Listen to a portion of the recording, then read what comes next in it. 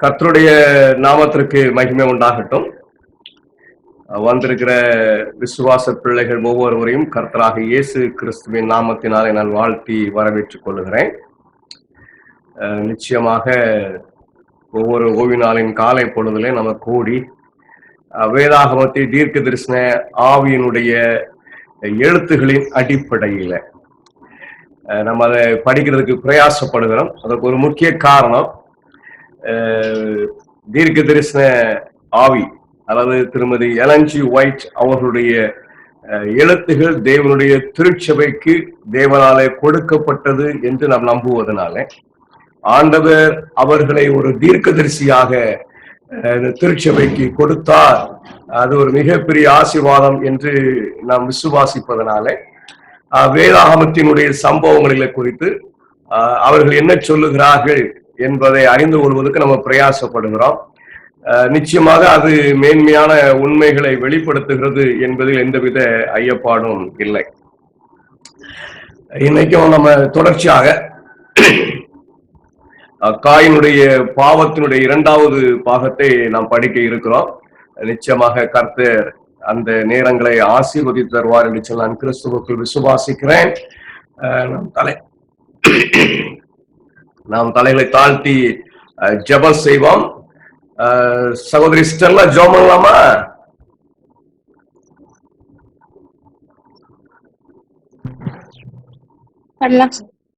ஜெபம். நேசிக்கிற அன்புள்ள பிதாவே, அப்பா, நல்ல ஒரு ஓய்வு நாளின் காலையில எங்களுக்கு நல்லதுக்காக நன்றி செலுத்துறோம்ப்பா. அப்பா, கடந்த 20 முழுவதுமாக எங்களுக்கு நல்ல ஒரு நேரத்துல கண்களுக்கு உதவி செய்யுங்க. இந்த காலையில் நாங்க எழுந்து அப்பா உங்களை பத்தி அறியறதுக்காக நாங்க வந்திருக்கோம். அப்பா, இந்த வேலையிலும் கூட எங்க ஒவ்வொருவரையும் ஆசீர்வதிங்க. அப்பா, இங்க கூடியிருந்திருக்கிற ஒவ்வொரு குடும்பங்களையும் ஆசீர்வதிங்க. அப்பா, வழி நடத்துங்க. அப்பா, இந்த பாடத்தை எடுக்கிற சாரையும் ஆசீர்வதிங்க, அவங்களுடைய ஃபேமிலியும் ஆசீர்வதிங்க. அப்பா, இது மூலியமா நாங்க நிறைய கத்துக்கிறதுக்கும் அவங்களோட நடக்கிறதுக்கும் உதவி செய்ய ஆசீர்வதிங்க. இசை மூலம் கெஞ்சி மன்னாடி மன தாழ்மையோட கேட்க ஜீவனும் நல்ல பரம்பிதாவே. ஆமென். ஆமென். Thank you. God bless you.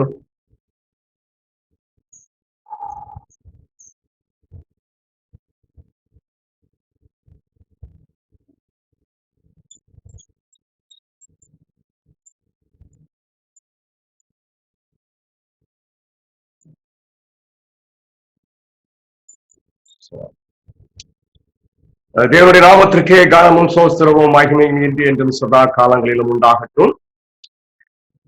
மீண்டுமாக உங்களை அன்போடு நான் கிறிஸ்துவின் நாமத்தினாலே வாழ்த்தி வரவேற்றுக் கொள்ளுகிறேன். நாம் ஒரு குடும்பமாக, ஒரு சிறு குழுவாக இப்படி அமர்ந்திருந்து வேதத்தை படிப்பது நிச்சயமாகவே மனதுக்கு மிகுந்த மகிழ்ச்சியாக இருக்கிறது. திரளான கூட்டத்தை கூட்டி விசுவாசிகள் பாவம் மிகவும் குழப்பமான உபதேசங்களை செய்து வருகிற இந்த சூழ்நிலையில நாம் இங்கே கூடியிருந்து ஆண்டவருடைய புஸ்தகத்தை தேவன் நமக்கு வெளிப்படுத்தி கொடுத்திருக்கிற விதமாக தீர்க்க தரிசன ஆவியினுடைய எழுத்துகள் மூலமாக நான் சொல்ல விரும்புகிறேன். திருமதி எலன்ஜி ஒயிட் அவர்கள் மூலமாக ஆண்டவர் கொடுத்த அந்த பொக்கிஷத்துக்காய் நான் கர்த்தரை சோத்தரிக்கிறேன். அநேகர் என்கிட்ட கேட்கிறாங்க, எலன்ஜி ஒயிட் அப்படின்னு சொல்லிட்டு இந்த வாலிபரத்திலிருந்து வந்தது கேள்வி. நீங்க அவர்களை தேவனுக்கு மேலே உயர்த்துகிறீர்கள். நம்ம எலன்ஜி ஒயிட் உயர்த்தவில்லை, அவர் மூலமாக தேவன் கொடுத்த வார்த்தைகளை உயர்த்துகிறோம். ஏனென்றால் அந்த வார்த்தைகள் நம்மை தேவனுடைய வேதாகமத்தை விளங்கிக் கொள்வதற்கு மிகவும் லகுவாக இருக்கிறது என்பதனாலே குழப்பமான அநேக காரியங்கள் எனக்கு முன்பாக வைக்கப்படும் பொழுது இந்த வார்த்தைகள் வாசிக்கும் பொழுது அது தெளிவாய் போய்விடுகிறது. அதுக்கு பிறகு எவ்வளவு பேர் என்ன தர்க்கம் வைத்தாலும் சரி, நான் செய்ய மாட்டேன். ஏன்னா அது தேவனுடைய வார்த்தை. அதனால அதை அடிப்படையாக வைத்து நாம் ஒரு சிலராக நம்ம இதை படித்துக் கொள்வதற்கு பிரயாசப்படுகிறோம். நிச்சயமாய் கர்த்தர் ஆசீர்வதிப்பார். இந்த குழுவுக்குள்ள வேதத்தை அறிகிறவர்கள் மாத்திரமே, அறிய விரும்புகிறவர்கள் மாத்திரமே வர வேண்டும் என்று சொல்லி நம்ம முடிவு செய்திருக்கிறோம். அப்படிப்பட்ட பிள்ளைகள் இங்கே கூடியிருப்பதற்காய் தேவனை நான் சோஸ்தரிக்கிறேன். இன்னைக்கும் நம்ம தேவனுடைய வார்த்தையை படிக்க போகிறோம். காயினுடைய பாவம் அதனுடைய 2வது பாகமாக படிக்கிறான். 1வது பாகத்துல காயின் எப்படிப்பட்ட பெற்றோர்களுக்கு பிறந்தான், என்ன மனநிலையில் இருந்த பெற்றோர்களுக்கு பிறந்தான் என்பதை நம்ம அறிந்து கொண்டோம். மேசியா மரிப்பதை காட்டிலும் நாங்கள் அழிந்து போகிறதுக்கு ஆயத்தமாய் இருக்கிறோம், இந்த சந்ததியை அழித்துவிடும், மேசியா வர வேண்டாம், தேவனுடைய குமாரன் எங்களுக்காக மரிக்க வேண்டாம் அப்படின்னு தங்களுடைய ஜீவனையே ஒப்பு கொடுப்பதற்கு ஆயத்தமாய் இருந்த ஒரு சந்ததி. அவ்வளவு அன்பு தேவகுமாரன் மீது. அவர்களுடைய ரட்சிப்பின் திட்டம் அவர்களுக்கு வெளிப்படுத்தப்பட்ட பொழுது தேவனுடைய குமாரன் அவர்களுக்கு ஜீவனை கொடுக்கிறதுக்கு வருகிறார் என்பதை அவர்கள் அறிந்த பொழுது, எனக்கு அருமையான பிள்ளைகளே, ஐயோ ஆண்டவரை நீர் சாக வேண்டாம், எங்களை விட கொள்ளு போட்டுருங்க, நாங்கள் மிகப்பெரிய பாவம் செய்து விட்டோம் என்று தேவனுடைய சமூகத்துல ஒப்புரவு கொடுத்த ஒரு சந்ததியை நம்ம என்ன செய்யறோம் அப்படின்னு சொன்னா அங்கே பார்க்கிறோம். இன்னைக்கும் நம்ம தொடர்ந்து அந்த காரியங்களை குறித்து படிக்கிறது இருக்கிறோம். நிச்சயமாக கர்த்தர் அவைகளை ஆசீர்வதித்து தருவார் என்று சொல்லி நான் கிறிஸ்துவுக்குள் விசுவாசிக்கிறேன். 1வது குழந்தை பிறந்த உடனே இந்த ஆதாம் ஏவாளுடைய மனநிலையை பார்க்கும் பொழுது இந்த பூமி உடனடியாக ரட்சிக்கப்பட வேண்டும், மீட்கப்பட வேண்டும் என்று எதிர்பார்த்தார்கள். டிசர் ஆஃப் ஏஜஸ் பக்கம் 31 நீங்கள் வாசிக்கும் பொழுது இரட்சகரின் வருகை ஏதெனில் முன்னறிவிக்கப்பட்டது. ஆதாமும் ஏவாளும் முதலில் வாக்குறுதியை கேட்டபோது அதன் விரைவான நிறைவேற்றத்தை அவர்கள் எதிர்பார்த்தார்கள். அவருடைய முதல் பிறந்த மகனை இரட்சகராக இருக்கலாம் என்று நம்பி அவர்கள் மகிழ்ச்சியுடன் வரவேற்றனர். ஆனால் வாக்குறுதியின் நிறைவேற்றம் தாமதமானது. முதலில் அதை பெற்றவர்கள் அதன் காட்சி இல்லாமல் இருந்தனர். ஆண்டவர் இந்த பூமியை மீட்பதற்கு ஒரு திட்டம் வைத்திருக்கிறார். என்ன திட்டம் அப்படின்னு கேட்டா, கொஞ்சம் ஆராய்ந்து அறியும் பொழுது இந்த மனிதனையும் மனுஷியையும் சிருஷ்டிக்கும் போது ஒரு வல்லமையோட சிருஷ்டிக்கின்றார். அவர்களைப் போல சந்ததியை உண்டாக்கி பூமி முழுவதும் நிரப்புவதற்கு ஏதுவான ஒரு வல்லமையோட சிருஷ்டிக்கின்றார். அதாவது புதிய வானம் புதிய பூமிக்குள்ள போகும் பொழுது அந்த வல்லமைக்கு அங்க இடம் இல்லை என்று நம்ம அறிகிறோம். ஏனென்று சொன்னால் இயேசு கிறிஸ்து சொல்லுகிறார், இவர்கள் தேவதூதர்களைப் போல இருப்பீங்க அப்படின்னு சொல்றார். தேவதூதர்கள் மத்தியில கொள்வனையும் கொடுப்பனையும் கிடையாது. அப்போ நம்ம அந்த ஒரு நிலையை அடைவதைத்தான் இந்த பூமியில வந்த இரட்சகர் அங்கே குறிப்பிடுகிறத நம்ம பார்க்க போறோம். திருமதி எலன் அவர்களும் அந்த வார்த்தைக்கு இசைவாக நம்ம அங்க கொள்வனையும் கொடுப்பனையும் கிடையாது, அந்த இச்சை அந்த ஆசை உள்ளவர்கள் அங்கே போக முடியாது என்று சொல்கிறார்கள். என்றால் நம்ம அழகா படிச்சிருக்கிறோம். இந்த இச்சை என்பது ஒரு நோக்கத்திற்காக கொடுக்கப்பட்டது. அது இப்ப விலகைக்கு முன்பு எப்படி இருந்திருக்கும் என்பது நமக்கு தெரியவில்லை. ஆனா ஒரு குழந்தையை பெற்றுக்கொள்வதற்காகத்தான் கொடுக்கப்பட்டது என்று நம்ம அறிந்து கொண்டோம். அதனால ஆண்டவர் ஒரு இடைவெளியை கொடுத்திருக்கிறார். தீர்க்கதரிசனத்தில் போய் பார்க்கும் பொழுது 6000 ஆண்டுகள் ஆண்டவர் கொடுத்திருக்கிறார். அந்த 6000 ஆண்டுகளுக்குள் அவர் நித்தியமாய் ஒரு சந்ததியை பார்க்க விரும்புகிறார் இல்லைங்களா? அந்த சந்ததியை மீட்டெடுப்பார். ஆதாம் ஏவாளும் முதல் குழந்தை இரட்சகராக இருந்தாதா என்று நினைத்தார்கள். காயின் எதிர்பார்ப்பு மிக அதிகமானது.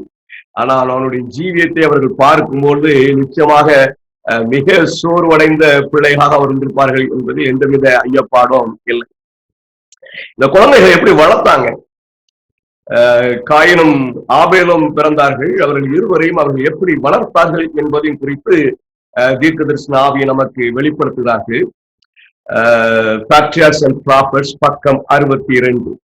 ஏதேன் தோட்டத்தின் இனிமையான பாதைகளில் இருந்து மனிதன் வெளியேற்றப்பட்ட பிறகும் நீண்ட காலத்திற்கு அது ஏதேன் தோட்டம் பூமியில் இருந்தது.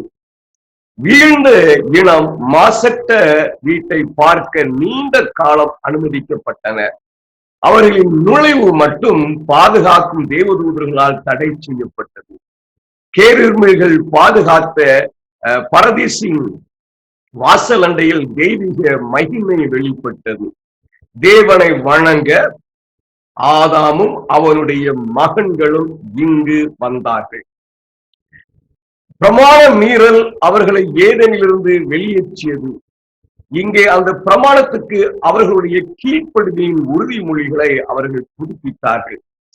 அங்க கூட்டிட்டு போய் பிள்ளைகளோடு அவங்க நின்று என்ன செய்யறாங்க அப்படின்னு சொன்னா, ஆண்டவருடைய இந்த மகத்துவங்களை அவர்கள் பேசுவதை நாம் பார்க்க முடிகிறது.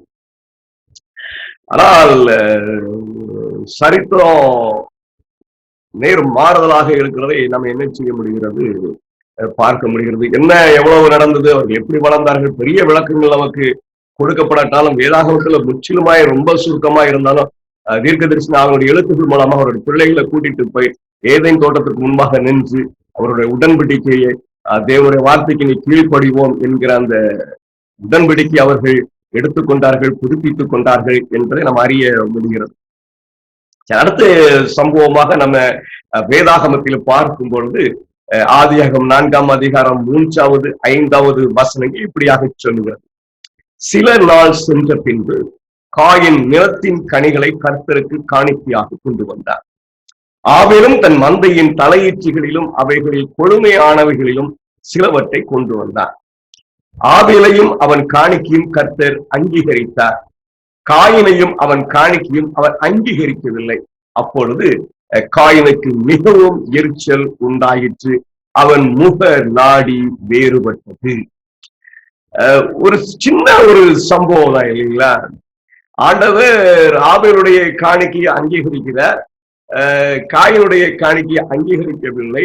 ஒரு எரிச்சல், ஒரு பொறாமை காயினிடத்துல உண்டாகிறதை நம்ம என்ன செய்ய முடிகிறது, பார்க்க முடிகிறது. இன்னைக்கு பொதுவா நம்முடைய வாழ்க்கையில கூட நாம் நினைக்கிற அங்கீகரிப்பு நமக்கு இல்லை அப்படின்னு சொன்னா நமக்கும் அந்த எரிச்சலும் கோபமும் வருகிறதை பார்க்க முடிகிறது. சரி, காயின் இது அங்கீகரிக்கப்படாததுக்கு அநேக காரணங்கள் நம்ம அறிந்து கொள்ளலாம். தீர்க்கதரிசனாவினுடைய எழுத்துகளையும் அதை நம்ம பார்க்க முடிகிறது. Seventh day Adventist Bible commentary volume 1 பக்கம் 1086. ஆனால் காயின் நிலத்தின் கனிகளை மட்டுமே கொண்டு வந்தார். மேலும் அவருடைய காணிக்கை கர்த்தரால் ஏற்றுக்கொள்ளப்படவில்லை. நீங்க தசமபாகம் மாத்திரம் கொண்டு போய் கோயில்ல வச்சா ஏற்றுக்கிட மாட்டார். கூட ஒண்ணு இருக்கணும். காணிக்கைகள் அனைத்தும் நிவாரணத்தின் இரத்தத்தினால் தெளிக்கப்பட்டு இருக்க வேண்டும். கிறிஸ்து மீது விசுவாசத்தை வளர்க்காத எல்லா காரியங்களும் தேவனுடைய சமூகத்துல பிரியமானதாக இருக்காது.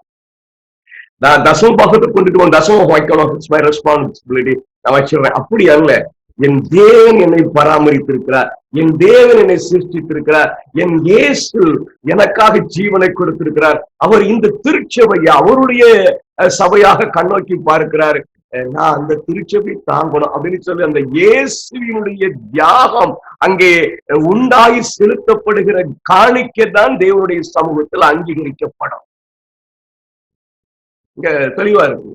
காணிக்கைகள் அனைத்தும் நிவாரணத்தின் இரத்தத்தால் தெளிக்கப்பட்டிருக்க வேண்டும். இன்னைக்கு நம்மளுடைய சகிச்சமான ஒரு வாழ்க்கை தான் வாழ்கிறோமே தவிர இந்த கிறிஸ்து எனக்காக ஜீவனை கொடுத்திருக்கிறார் என்கிற ஒரு மனநிலை நம்மிடத்துல உண்டாயிருக்கிறதா, அதை உணர்ந்து கொண்டு இருக்கிறோமா, ஒவ்வொரு செயலிலும் அதை காண பிரயாசப்படுகிறோமா, அதை மையமாக வைத்து என்னுடைய வாழ்க்கை ஓடுகிறதா என்பதை நம்ம சிந்தித்து பார்க்க வேண்டும்.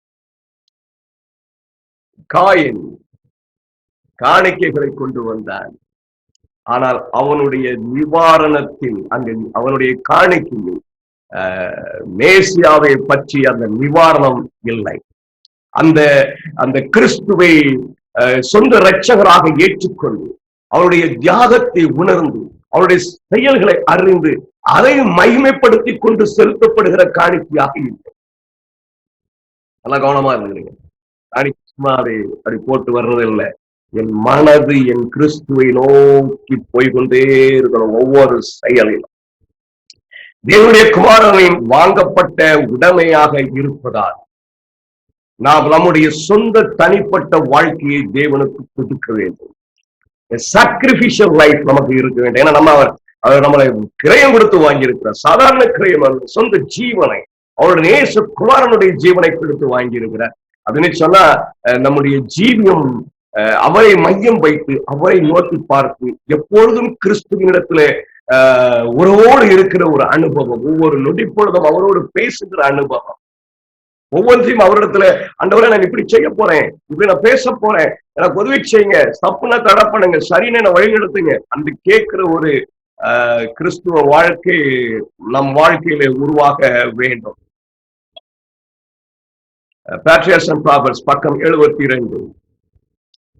காயின் ஒரு பலிபீடத்தை கட்டுவதில் கீழ்ப்படிந்தான், ஒரு காணிக்கையை கொண்டு வருவதில் கீழ்ப்படிந்தான், ஆனால் அவன் ஒரு பகுதி கீழ்ப்படிதலை மட்டுமே செய்தான். இன்னைக்கு நம்ம நிறைய பேர் உள்ளாரு, நம்ம மனசுக்கு ஏற்ற மாதிரி இருக்கிறவர்களுக்கெல்லாம் கீழ்ப்படிந்து விடுவோம்.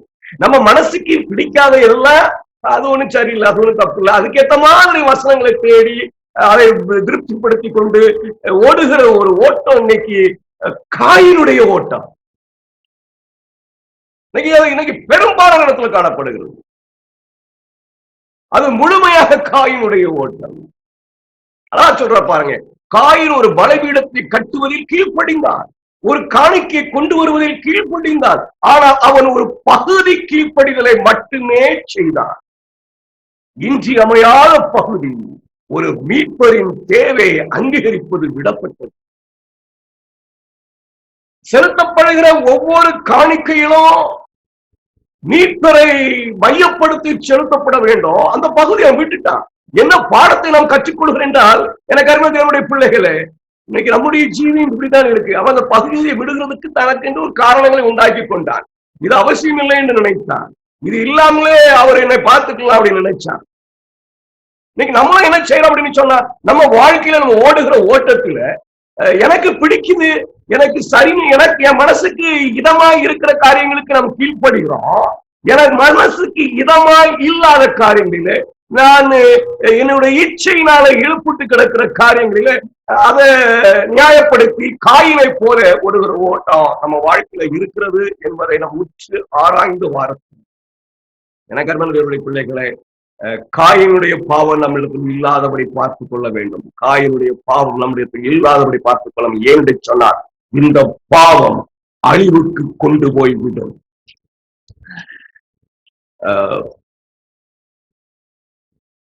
என்ன நினைத்தான் என்பதையும் அவர்கள் தெளிவாக வெளிப்படுத்துறாங்க. கிரைஸ்ட் ஆப்ஜெக்ட்லெஸ் பக்கம் 152. காயின் தன்னை நீதி உள்ளவனாக நினைத்தான், மேலும் அவன் கோத்திர காணிக்கைகளோடு மட்டுமே தேவனிடம் வந்தான். தோத்திர காணிக்கைகளோடு மட்டும்தான் வந்தான். பகுதி கீழ்ப்படிதல். அவன் எந்த பாவத்தையும் ஒப்புக்கொண்டு அறிக்கையிடவில்லை, மேலும் எந்த கிருபையும் அவசியம் இல்லை என்று வெளிப்படுத்தினார். அவன் என்ன நினைக்கிறான் அப்படின்னு சொன்னா, இந்த கிருபை, இந்த மேசியா சாகிறது, இதெல்லாம் அவசியம் இல்லைங்க. அதுக்கு அவன் எப்படிப்பட்ட காரணங்கள் எல்லாம் எடுத்தான் என்பது நமக்கு தெரியாது. ஆனா ஒண்ணு மட்டும், அவன் மனநிலையை அவன் நியாயப்படுத்தி இருக்கிறான் என்பது வெளிப்படுது. நகரத்தினுடைய பிள்ளைகளை வெளிப்படையாக இருக்கிறது. நம்முடைய காணிக்கைகளுக்கு சொன்னா பணத்தை கொண்டு போற மாத்திரம் அல்ல, நம் செயல்கள், நம்முடைய சிந்தனைகள் கிறிஸ்துவின் தியாகத்தினாலே பரிசுத்தப்படுத்தப்பட்டதாக இருக்க வேண்டும். ஒவ்வொரு முறையும் ஒரு சமூகத்துக்கு போகும் பொழுது என்னுடைய சரீரம் கிறிஸ்துவின் தியாகத்தினாலே பரிசுத்தப்பட்டதாக இருக்க வேண்டும். அப்படி இருக்கும் பொழுது நிச்சயமாக நம்ம காயினுடைய பாவத்தை விட்டு வெளியே வருவோம். இல்ல நான் செய்யறது இல்ல, இன்னொன்னு தப்பு இல்ல, எல்லாரும் இப்படித்தானே செய்யறாங்க, நானும், அது காயினுடைய பாவம். காயினுடைய பாவம் மிக ஜாக்கிரதையாக இருக்க வேண்டும். ஆதியாகமம் 4:6-7 பரலோகம் என்ன செய்கிறது? பாவம் அவனுடைய பாவத்தை நம்ம அறிவோம், அது எவ்வளவு கொடூரமாக இருக்கிறது என்று சொல்லி பரலோகம் என்ன செய்கிறது? இந்த காயினை குறித்து பரலோகம் செய்கிற காரியங்கள். ஆதியாகமம் 4:6-7 வாக்கியங்கள். அப்பொழுது கர்த்தர் காயினை நோக்கி, உனக்கு ஏன் எரிச்சல் உண்டாயிற்று? உன் முகநாடி ஏன் வேறுபட்டது? நீ நன்மை செய்தால் மேன்மை இல்லையோ? நீ நன்மையை செய்யாதிருந்தால் பாவம் வாசற்படியில் படுத்திருக்கும், அவன் ஆசை உன்னை பற்றி இருக்கும், நீ அவனை ஆண்டு கொள்வாய். சாத்தாண்டு போய் சேர்ந்துவா, அதன் ஒரு ஆலோசனை சொல்லப்படுகிறது. இதை குறித்து வேதம் வெளிப்படுத்துகிற அந்த உண்மைகளை நாம் அறிந்து கொள்ள வேண்டும். ஸ்பிரிச்சுவல் கிஃப்ட்ஸ் வால்யூம் 3 பக்கம் 48 49. காயினுடையது ஏற்றுக்கொள்ளப்பட்டது என்பதற்கு எந்த வெளிப்பாட்டையும் அவன் பார்க்கவில்லை. அவன் தேவனோடும் அவனுடைய சகோதரனோடும் கோபம் கொள்கிறான். சகோதரன் மாத்திரமில்ல, தேவனோடும் கோபம் கொள்ளுகிறான். ஏன்? காயினுடன் உரையாட ஒரு தேவதூதரை அனுப்ப தேவன் மனம் இறங்கினார். தேவதூதர் அவனுடைய கோபத்தின் காரணத்தை அவனுடன் விசாரித்தார். பரலோகம் எப்படி செயல்படுறது பாருங்க. இப்ப நமக்கு எல்லாம் வேதத்துல இருக்கு, தீர்க்க தரிசனாவினுடைய எழுத்துல தெளிவுபடுத்தப்பட்டிருக்கு. அங்க அப்ப வேதம் இல்ல, உடனே தேவதூதனை அனுப்பி ஆண்டவர் என்ன செய்யறா, என்ன பிரச்சனைன்னு கொஞ்சம் விசாரிச்சுட்டு வாப்பா, அவனுக்கு ஆலோசனை சொல்லிச்சுவா.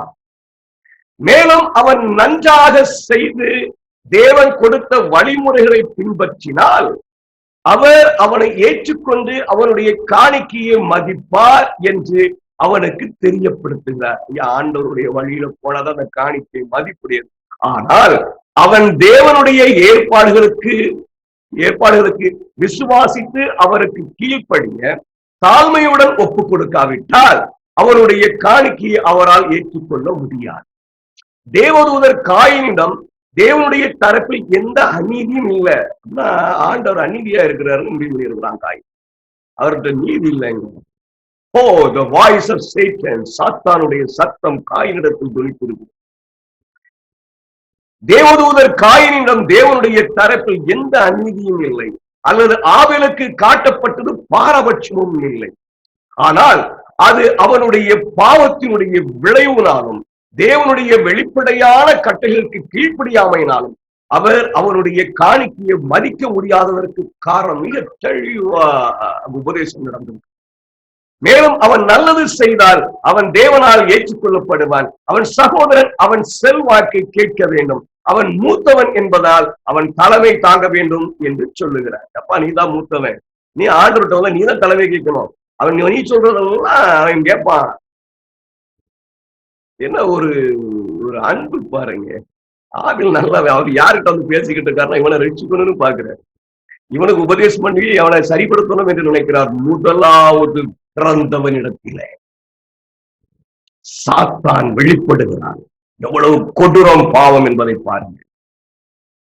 பாவத்தை செய்யறதுல மனம் திரும்பணும்னு இறக்கப்படலாம், ஆனா பாவத்தோட ஒருவனை வைத்துக் கொள்ள வேண்டும் என்று இரக்கம் பரலோகத்தில் கிடையவே கிடையாது.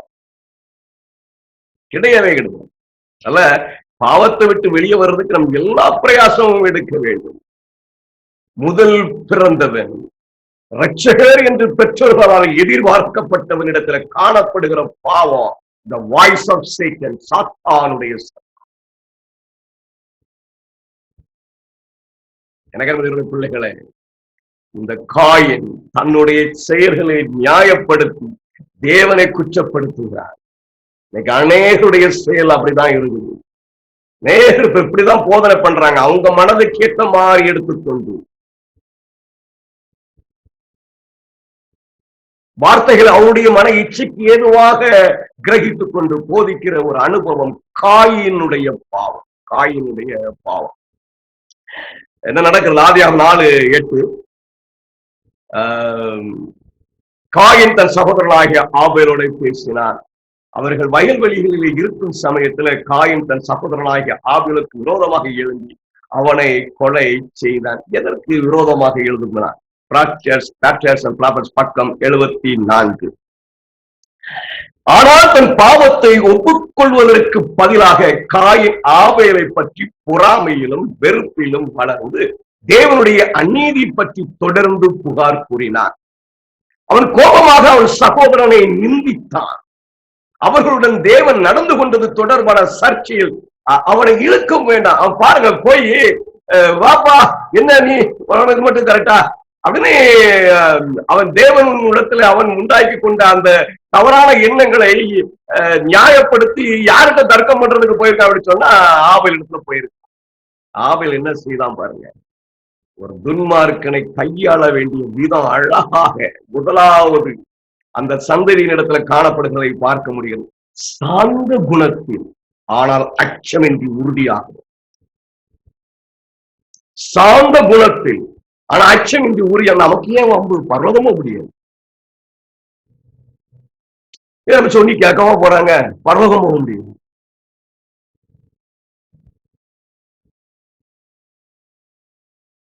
ஆபேல் அழகா வெளிப்படுத்துறவன் சாந்த குணத்தில் ஆனால் அச்சமின்றியும் உறுதியாகவும் ஆபேல் தேவனுடைய நீதியையும் நன்மையும் நேர்மையானது என்று விளக்கினார். It's a duty of every child of God. தேவனுடைய ஒவ்வொரு பிள்ளைகளுடைய ஒரு கடமை என்ன அப்படின்னு கேட்டீங்கன்னா, ஆண்டவருடைய சமூகத்தில் காணப்படுகிற துன்மார்க்கத்தை பார்க்கும் பொழுது பயப்படக்கூடாது.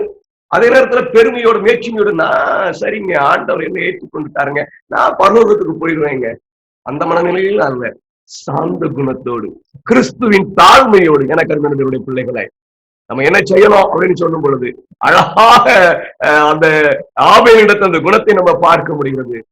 இயேசுவை போல அவங்க ரிஃப்ளெக்ட் பண்றான். சாந்த குணத்தோடும் அவர் நம்முடைய காரியங்களை எல்லாவற்றையும் தைரியமாகவும் பயமின்றி அந்நாட்களில் வாழ்ந்த அந்த ஆசாரியருக்கு மத்தியிலே வெளிப்படுத்தி பார்க்க முடிகிறது. யோவான் ஸ்நானகத்தில் அந்த குணத்தை பார்க்க முடியுது. ஒரு தேவனுடைய பிள்ளைகள் ஒவ்வொருவரிடத்திலும் அந்த குணம் இருக்கு. நோ காம்ப்ரமைஸ் வித் சின். பாவத்தோடு எந்த ஒப்புறுதலாலும் இருக்காது. அதே நேரத்தில் தங்கள் வேற்றுமையோடு நடத்திக் கொள்ள மாட்டார்கள். சாந்த குணத்தோடு அச்சமின்றி தைரியமாக தேவனுடைய வார்த்தையை அவன் விளக்கினான். அவன் காயினுடைய பிழையை சுட்டி காட்டினான். மேலும் தவறு அவனுக்குள்ளேயே இருப்பதாக அவனை நம்ப வைக்க முயன்றான். அவர் பெற்றோர்களை உடனடி மரணத்துடன் தண்டித்திருக்க முடியும் போது பிரச்சனைகள் அவன் காயினுக்கு வெளிப்படுது. காயினுடைய பாவம் அவர் பெற்றோர்களை உடனடியாக மரணத்துடன் தண்டித்திருக்க முடியும் போது அவருடைய உயிரை காப்பாற்றியதில் தேவனுடைய இரக்கத்தை அவன் சுட்டி காட்டினான். இது அவனுக்கு ஏற்றுக்கொள்ள முடியல. என்ன ஏற்றுக்கொள்ள முடியல? ஒரு பழத்தை சாப்பிட்டதுக்கு பெரிய தண்டனையா? சாதாரண ஒரு பழம் தாங்க, ஒரு சாப்பாடு தாங்க, ஒரு மாமிச உணவு தாங்க, ஒரு டீ காபி தாங்க. என்னுடைய உணவு பழக்கத்தில் இருக்க பழக்க வழக்கங்கள் தானுங்க. எனக்கு இவருடைய பிள்ளைகளை விளக்குறான் பாருங்க. அவர் பெற்றோர்களை உடனடி மரணத்துடன் தண்டித்திருக்க முடியும் போது அவருடைய உயிரை காப்பாற்றியது தேவனுடைய இரக்கத்தை அவர் சுட்டி காட்டினார். மேலும் தேவன் அவர்களை நேசித்தார் என்றும், இல்லை என்றால் அவர் அவருடைய குமாரனை குற்றமற்ற பரிசுத்தமானவரை அவர்கள் பெற்ற தண்டனையை பெற கொடுத்திருக்க மாட்டார் என்றும் வாதிட்டார். இவருக்கு அதெல்லாம் பிரச்சனை இல்லை. காயினும் அவர் குமாரன் எதுக்கு அதெல்லாம் அந்த காரியெல்லாம் என்னத்துக்கு? அவர் ஏன் வரணும், ஜாகணும், இந்த தண்டனை ஏன் கொடுக்கணும்? இதுதான் காயினுடைய கொஸ்டின். இந்த காய் அந்த ஏழலை விட்டு விரட்டி விட்டு அவர் செத்து மறுபடியும் குடிக்க போறதுக்கு நேரடியாக கூட்டு போயிட வேண்டியதானே? நம்மகிட்ட இருக்கு தெரியுமா? ஒரு நகைய போடுறதுலயே பரலோகத்தை விட்டுற போறாரு. இதுக்கெல்லாமா ஒரு ஒரு ஒரு சாப்பாடு விஷயத்திலேயே பரலோகத்தை விட்டுற போறாரு. எனக்கு என்னுடைய பிள்ளைகளே, காயினுடைய பாவம் இன்னைக்கு தெளிவாக நம்முடைய கண்களுக்கு முன்பாக சபையில் காணப்படுவதை பார்க்க முடியும். இவை அனைத்தும் காயினின் கோபத்தை சூடாக எரிய செய்தன. சொல்லும் போது ஒருத்தரும் ஏற்றுக்கொள்ள மாட்டாங்க, எதிர்ப்பு தான் வருவாங்க. ஆனாலும் சாந்த குணத்துடன் அச்சமின்றி தைரியமாக சொல்ல வேண்டிய இடத்துல தேவனுடைய வார்த்தை சொல்லிடணும். ஆபேல் சரியானவன் என்று பகுத்தறியும் மனசாட்சியும் அவனிடம் சொன்னது. தெரியும் நம்ம போதிக்கிறது தப்புன்னு தெரியும், ஆனா நம்ம விழுந்து கிடக்கமே, எழுத முடியல, அதனால அப்படி போதி புரிச்சுக்கிட்டான். காயின் விளங்கி கொண்டான். ஆபேல் சரியானவன் என்பதை விளங்கிக் கொண்ட மனசாட்சி அவனுக்கு சொல்லியது. ஆனால் அவனுடைய ஆலோசனையை கவனிக்காதவன் இப்போதும் அவனுடன் உடன்படவில்லை என்றும் அவனுடைய கலகத்தில் எந்த அனுதாபத்தையும் பெற முடியாது என்றும் கருதி அவன் சீட்டம் கொண்டான். என்ன ஒரு அருமையான வெளிப்பாடு இல்லையா? அநேக நேரத்தை வாசித்திருப்போம் அந்த புஸ்தகங்கள்லாம். நீங்க தமிழ் இருப்பதற்காக காத்துறேன்னு சொல்லி தெரிகிறேன். மொழியாக்கங்கள் ஏதோ இருக்குதான்னு தெரியாது, ஆனா இருக்குது, நம்ம வாசிக்கலாம்.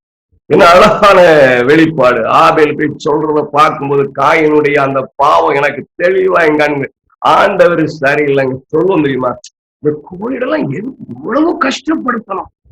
தாய் இறந்து போயிட்டாங்க, அடுத்த தகப்பன் இறந்து போயிட்டாங்க, பிள்ளை தனியா இருக்குங்க. இதெல்லாம் என்னங்க, சரியா? பாவப்பட்ட ஜனங்கள் எல்லாம் சுனாமிங்கிறா, பூமி எதிர்ச்சிங்கிறா, தீயினால் ஏற்படுகிற விபத்துங்கிறா, எல்லாம் அழிச்சு போயிட்டு இருக்கிறாங்களே. வேற தேவன் இருக்கிறாரா? இது நியாயமா? காயினுடைய பாவம். என் தேவனுடைய நீதியை கேள்வி எழுப்பும்படியாய் தர்க்கம் செய்கிற எல்லாம் காயினுடைய பாவம். என்னுடைய இச்சைகளை பூர்த்தி செய்வதற்கு ஏதுவாக வார்த்தைகளை கையாளுவதற்கு பிரயாசப்படுகிற எல்லாம் காயினுடைய பாவம். எனக்கு தேவனுடைய பிள்ளைகளே, காயினுடைய பாவம் நம் வாழ்க்கையில இல்லாதபடி நாம் பார்த்து கொள்ள வேண்டியது மிக மிக அவசியம். இப்போ ஒரு கேள்வியை நீங்க பார்த்தீங்கன்னு சொன்னா, இவ்வளவு விளக்கங்களை இந்த தீர்க்க தரிசன ஆவியில நம்ம பார்க்கறதுக்கு காரணம் என்ன? ஒரு அருமையான ஒரு வசனம் விளங்கிக்கலாம். இப்போ இத வாசனை தெளிவா புரிஞ்சுக்கணும். 1 யோவான் 3:12, பொல்லாங்கனால் உண்டாயிருந்த தன் சகோதரனை கொலை செய்த காயினை போல் இருக்க வேண்டாம். அவன் எது நிமித்தம் அவனை கொலை செய்தான்? தன் கிரியைகள் பொல்லாதவைகளும் தன் சகோதரனுடைய கிரியைகள் நீதி உள்ளவர்களுமாய் இருந்தது நிமித்தம் தானே. இதைத்தான் அழகா தீர்க்கதரிசி என்ன எப்படி நம்ம சொல்லுவோம், அவர் படம் நல்ல படத்தை கொண்டு வந்தான், எல்லாம் சரிதாங்க. நல்ல படம் எல்லாம் கொண்டு வரல, நல்ல படம் எல்லாம் கொண்டு வரல, இருந்ததுல சிறந்ததை கொண்டு வந்தான்னு சொல்லுவோம். நான் அப்படிலாம் கொண்டு வரல. கால சுவாச காணிக்கை கொடுக்கணும், கொஞ்சம் அள்ளி கொண்டு வந்து செய்தான். வாசிக்க தெரியும். இப்போ இந்த சம்பவம் முழுவதும் நமக்கு கண்களுக்கு முன்பாக தெளிவாக இருக்கிறது. காயின் ஏன் ஆபேலை கொலை செய்தான்? ஒன்னே ஒண்ணுதான், அவருடைய நீதியின் நிமித்தமாக. உலகமே திறந்து நின்று தேவனுடைய நீதியை வெளிப்படுத்துற பிள்ளைகளை லிவிங் கார்கோ அப்படின்னு எழுதுவாங்க. அந்த கப்பல்ல பெரிய பெரிய பெட்டியா வரும் போதீங்களா, அப்படி பெட்டிகளை எல்லாரையும் பிடிச்சு அடைச்சு கொண்டு போய் கடக்குள்ள போட்டு வந்துருவாங்க. நம்புறீங்களா? நடக்கும், நிச்சயமாய் நடக்கும், நிச்சயமாய் நடக்கும். ஆதியாகமம் 4:15, அப்பொழுது கர்த்தர் அவனை நோக்கி, காயினை கொல்லுகிற எவன் மேலும் 7 பழி சுமரும் என்று சொல்லி, காயினை கண்டுபிடிக்கிறவன் எவனும் அவனை கொண்டு போடாதபடிக்கு கர்த்தர் அவன் மேல் ஒரு அடையாளத்தை போட்டார். இந்த அடையாளத்தை எடுத்துக்கொண்டு சீலிங்ல பேசுறவங்களா இருக்கிறாங்க. அடையாளம் என்றால் ஜீவனை காப்பதுன்னு சொல்லி, நிச்சயம் கிடையாது. முத்திரை என்பது ஜீவனை காப்பது அல்ல, பரலோகத்துக்கு ரட்சிப்பது. சிலருக்கு அந்த ஆசீர்வாதம் கொடுக்கப்படுகிறது. சரி, இப்போ நம்ம காயினுடைய ஜீவனை ஏன் காத்தார்? ஒரு துன்மார்க்கன் பரலோகத்தின் தூதன் வந்து ஆலோசனை சொல்லுகிறான். காயின் இடத்துல ஆபேல் மிக தெளிவாக தேவனுடைய திட்டத்தை விளக்கி கூறுகிறான். அவன் உள்ள இருக்கிற பாவத்தை வெளிப்படுத்தி கொண்டு வருகிறான். காயினே ஆபேல் சொல்றது சரிதான் அப்படின்னு நினைக்கிற அளவுக்கு உபதேசம் செய்யப்பட்ட பின்போ இந்த காயினை காப்பாற்றுவதற்கு காரணம் என்ன? 2 மிக முக்கிய காரணங்களை நீங்க தீர்க்க தரிசன ஆவியினுடைய புஸ்தகத்திலே பார்க்கலாம். கிரேட் கான்ட்ரோவர்சி, பக்கம் 543. கொலைகாரன் காயினின் வாழ்க்கையை காப்பாற்றியதில் பாவி கட்டுப்பாடற்ற அக்கிரமத்தின் போக்கை தொடர அனுபவிப்பதன் விளைவு என்ன என்பதற்கு தேவன் உலகத்திற்கு ஒரு உதாரணத்தை கொடுத்தார். இது என்ன நியாயமானு கேட்டுறாங்க. அது காயினுடைய பாவமா இருக்கு. பாவம் ஆண்டவர் தொடர விட்டு பாவத்தோட ஒருத்தனை கொண்டு போனா அவனை நித்தியத்திற்கு அனுமதித்தா அதனுடைய விளைவு என்ன அப்படிங்கிறத எல்லாரும் அறிந்து கொள்ள வேண்டும் என்பதற்காக காயினை ஆண்டவர் பாதுகாத்தார், அனுமதித்தார். ஒரு ரீசன், இன்னொரு ரீசன் இருக்கு. ரொம்ப அழகா இருக்கு பாருங்க. கொலைகாரனான காயின் வாழ்க்கையை காப்பாற்றியதில் பாவி கட்டுப்பாடற்ற அக்கிரமத்தின் போக்கத்தை தொடர அனுமதிப்பதன் விளைவு என்ன என்பதற்கு தேவன் உலகிற்கு ஒரு உதாரணம் கொடுத்தார். நம்ம மனது எப்படி பார்க்குவீங்க? எப்படி பார்க்குது? ஒரு விபத்து நடக்குதுங்க, 50 பேர் செத்து போயிட்டாங்க, என் பார்வை எப்படி இருக்குது? அது பாவத்தினுடைய விளைவு என்று பார்க்கிறோமா? அங்க மரித்தவர்கள் எப்படி என்று நான் பார்க்க வரவில்லை. அந்த 50 பேருக்காக ஜெபம் பண்ணணும் அப்படிங்கிறாங்க, அந்த குடும்பத்துக்காக ஜெபம் பண்ணணும் அப்படிங்கிறாங்க, ஜெபம் பண்ணிட்டு இருக்கிறாங்க. எங்கேயோ நடந்திருக்கு, யாரோ நடந்திருக்கு, என்ன யாது நமக்கு ஒண்ணும் தெரியாது. ஆனா அவர்களுக்காக ஜெபம் பண்ணுறோம். அது அல்ல, நான் ஜெபம் பண்ணக்கூடாதுன்னு சொல்ல வரல. அது அல்ல, அதுக்கு மேல உன்னை மறைச்சு போட்டுட்டான். ஐயோ பாவம் எவ்வளவு கொட்டுரும், ஆண்டவரே இந்த பாவத்தில் இருந்து எங்களை காப்பாற்றுங்க, இந்த பூமியை மீட்டெடுங்க. ஐயோ பாவம் எவ்வளவு வேதனைக்குரியதாக இருக்கிறது, இந்த தீமையை வேரோட இருங்கள், துன்மார்க்கன் ஒருவனையும் தப்ப விடாதீர்கள். ஜெபம் பண்றோமா? என்னுடைய வாழ்க்கையை மாற்றி அமையும், என்னுடைய பாவம் இந்த துன்மார்க்கமான கிரியைகளுக்கு வழிவகுக்காதபடி பார்த்துக் கொள்ளும். நான் மனவாரிய பிள்ளையா ஜெபம் பண்றோமா? ஆண்டவர் துன்மார்க்கனை ஏன் அனுமதித்திருக்கிறாருன்னா, உலகம் பார்த்து துன்மார்க்கம் ஓ அப்படின்னு சொல்லணும், அதை வெறுக்கணும். அதை செய்கிறவன் எவ்வளவு ஆலோசனை சொன்ன பிறவும் அவன் அவன் மனம் திரும்ப சொன்ன ஆண்டவருக்கு நியாய தீர்ப்பு அவனை நிர்மூலம் பண்ண வேண்டும். இந்த மனதில் வரணும். பாவத்தை நேசிக்கிற தேவன் அல்ல, பாவியை தான் நேசிப்பார்.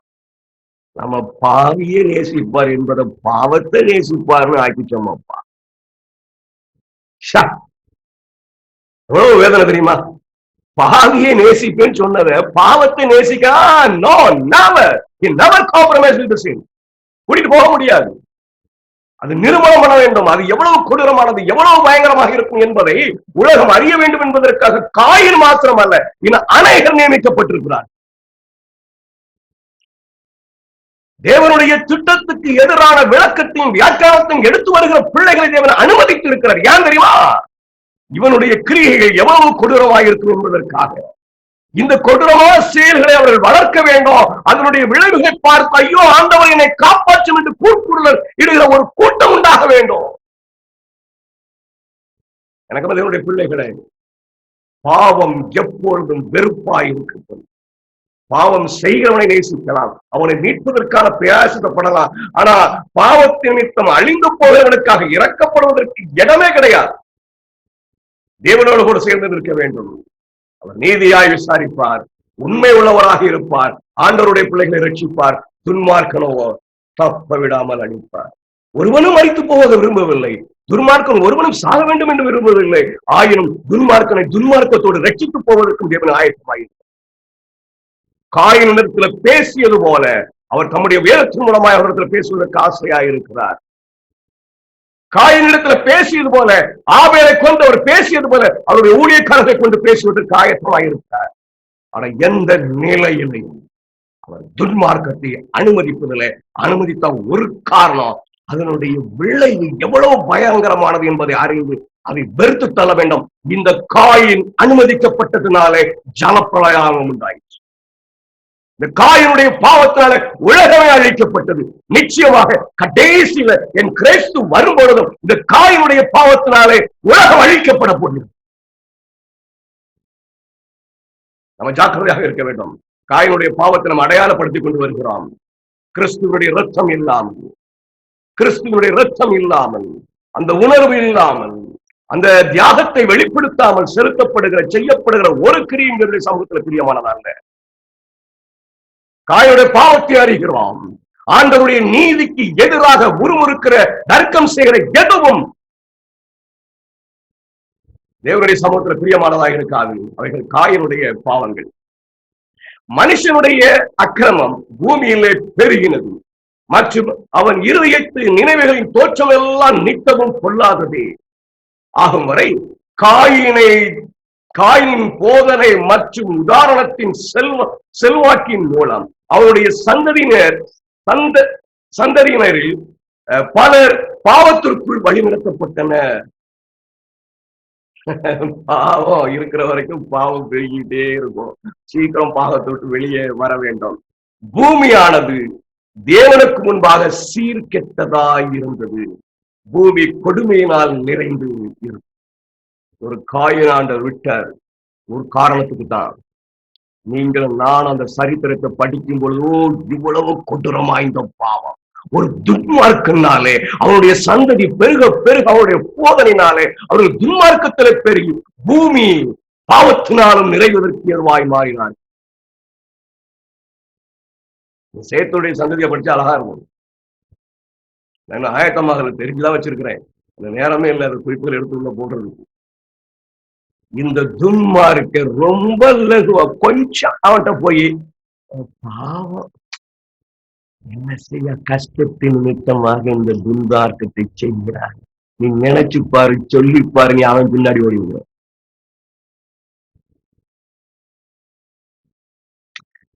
துன்மார்க்கன்னா என்ன, நம்மளை காட்டிலும் நல்லா தானே இருக்கான். ஒரு வீடுக்கு 2 வீடு கட்டிட்டான், பிள்ளை எல்லாம் டாக்டர் ஆயிருக்கு. கொஞ்சம் நினைச்சு பாருங்க, அவங்க பின்னாடி போடுவீங்க. சேத்தினுடைய வம்சம் காயினுடைய வம்சம் போல் மாறுவதற்கு ஒரே ஒரு காரணம் தான், கொஞ்சம் நம்ம பிள்ளைகளை காட்டி இங்க கொஞ்சம் அழகாத்தானே இருக்கிறாங்க. எனக்கு அந்த பிள்ளைகளை ஒரு துன்மார்க்கனை அனுபவித்து நமக்கு தேவன் கற்றுத்தருகிற பாடம். எப்பா நீ துன்மார்க்கனா இருந்தா, நீ பதராய் இருந்தா, ஓ நீ அழித்து விடுவாய் இந்த உலகத்தை, வெளியே வா அப்படிங்க. வெளியே வா. துன்மார்க்கத்தை வெறுப்பதுதான், பாவத்தை வெறுப்பதுதான், தீமையை வெறுப்பதுதான் என்னுடைய ஒரே நோக்கமாக இருக்க வேண்டும்.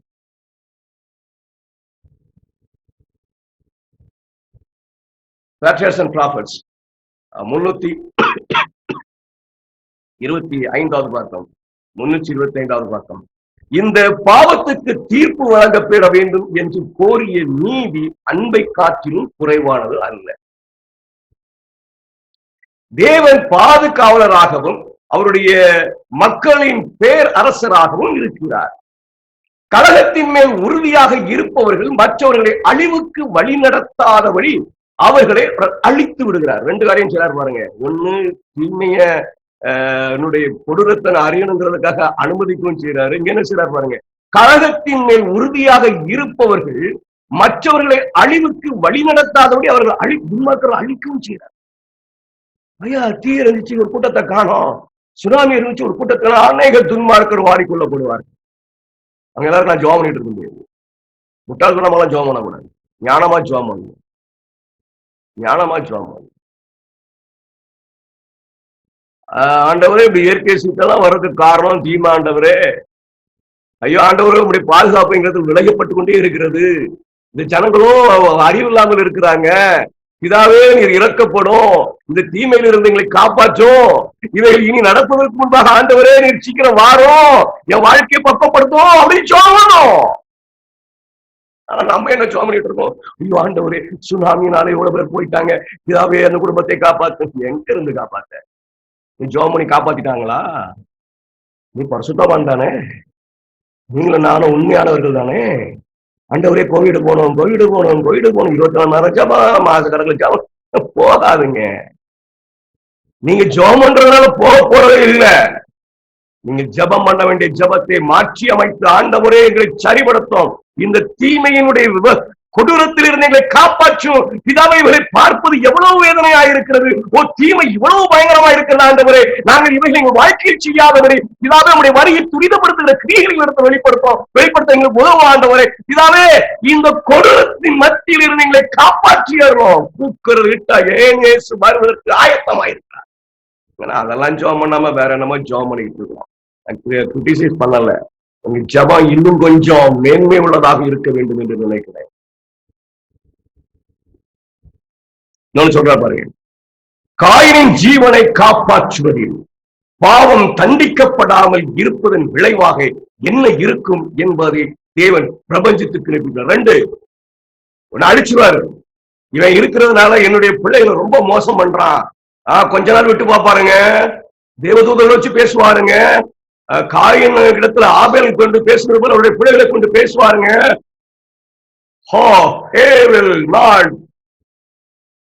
அவர் அவருடைய பிள்ளைகளை வஞ்சிக்கும்படியாக துன்மார்க்கனை அனுமதிப்பதில்லை. ரொம்ப தீவிரமா போறான், இவனால என்னுடைய பிள்ளைகள் வஞ்சிக்கப்படுகிறார்கள், ஏமாற்றப்படுகிறார்கள், நோக்கிடுவாரு. ஒரே ஒரு காரணத்துக்கு தான் அனுமதிக்கிறார், நீங்கள் நானும் தீமையினுடைய கொடூரத்தை அறிவதற்கும். இன்னொரு காரணம் உண்டு, ஒரு காரணம் உண்டு, அவர் அனுமதிப்பதற்கு. அவர் ரட்சிக்கப்பட வேண்டும் என்பதற்காக. அவருடைய வாழ்க்கை மற்றும் போதனையால் அவருடைய சந்ததியினர் மீது செலுத்தப்பட்ட செல்வாக்கு உலகம் முழுவதையும் ஜலப்பிரயத்தினால் அழிக்க கோரும் தீமையின் நிலைக்கு வழி வகுத்தது. ஒரு கேள்வி கேட்டுதான், இந்த காயினே முதல்ல அழிச்சிருக்கலாம்ல, அழிக்க மாட்டார். அந்த மாதிரி கேள்வி கேட்பதுதான் காயினுடைய பாவம். அழகா சொல்றான், நான் காயினை ஏன் அனுமதிச்சேன் அப்படின்னு சொன்னா, அவன் சரித்திரத்தை படிச்சுவாரு. அவன் நிமித்தமா ஒரு ஜலப்பிரளயமே வந்தது, அவனோட சந்ததி நிமித்தமாக பாவம் பூமியில பெருகிச்சு. ஐயா, கொஞ்சோண்டு பாவத்தோட நான் அவனை பரலோகத்துக்கு கூட்டு போனா பரலோகமே அழிஞ்சிரும்பா, அதனால பாவத்தை நான் கொண்டு போக முடியாது சொல்லித்தாராரு. இல்லையே, நான் கொஞ்சோண்டு வச்சுக்கிட்டு போயிடலாம் அப்படின்னு நினைச்சேன். ஐயோ, உங்கள் நிமித்தமா கண்ணீர் விடுவதை தவிர வேற ஒன்றும் இல்லை. அழகான உதாரணத்தை வச்சிருக்கிறாரு பாருங்க. ஐயோ, ஒரு காயின் அனுமதிச்சோம் பாத்தீங்களா, அதே சரித்திரத்தை பாருங்க. அந்த காயின் பூமி முழுவதும் பாவத்தை பெருக்கிறதுனால இனி பாவத்துல தேவனுடைய பிள்ளைகளை நான் காக்க வேண்டும் என்று சொன்னார், கொண்டு வர வேண்டும் என்று சொன்னார். அந்த துன்மார்க்கிறதெல்லாம் அழிச்சு போட்டணும், அந்த நிலைக்கு வருது. அப்போ பருவத்துக்குள்ள கொஞ்சோண்டு பாவத்தை காதுல மாத்திரம், ஒரு காதுல மாத்திரம் ஓட்டையை போட்டுட்டு போறேன்னா போக முடியுமா? கொஞ்சோண்டு மாமிசத்தை சாப்பிடுறேன், ஏதோ ஒரு நேரம் தானே டீ குடிக்கிறேன். No, you cannot be taken into heaven, my dear people. நான் இந்த உதாரணத்தை சொல்றதுக்கு காரணம் என்னன்னா, இதுதான் நீங்க சகஜமாய் காணப்படுகிறது. கொஞ்சோண்டு நகத்துல மட்டும்தான் என்னங்க ஒரு கலர் தானே அடிச்சேன், இந்த சிகை அலங்காரம் தானே பண்ணுவேன்.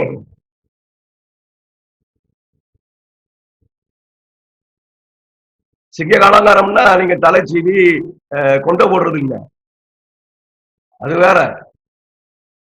நீங்க ஜட போடுறது இல்ல சிகை அலங்காரம் என்பது.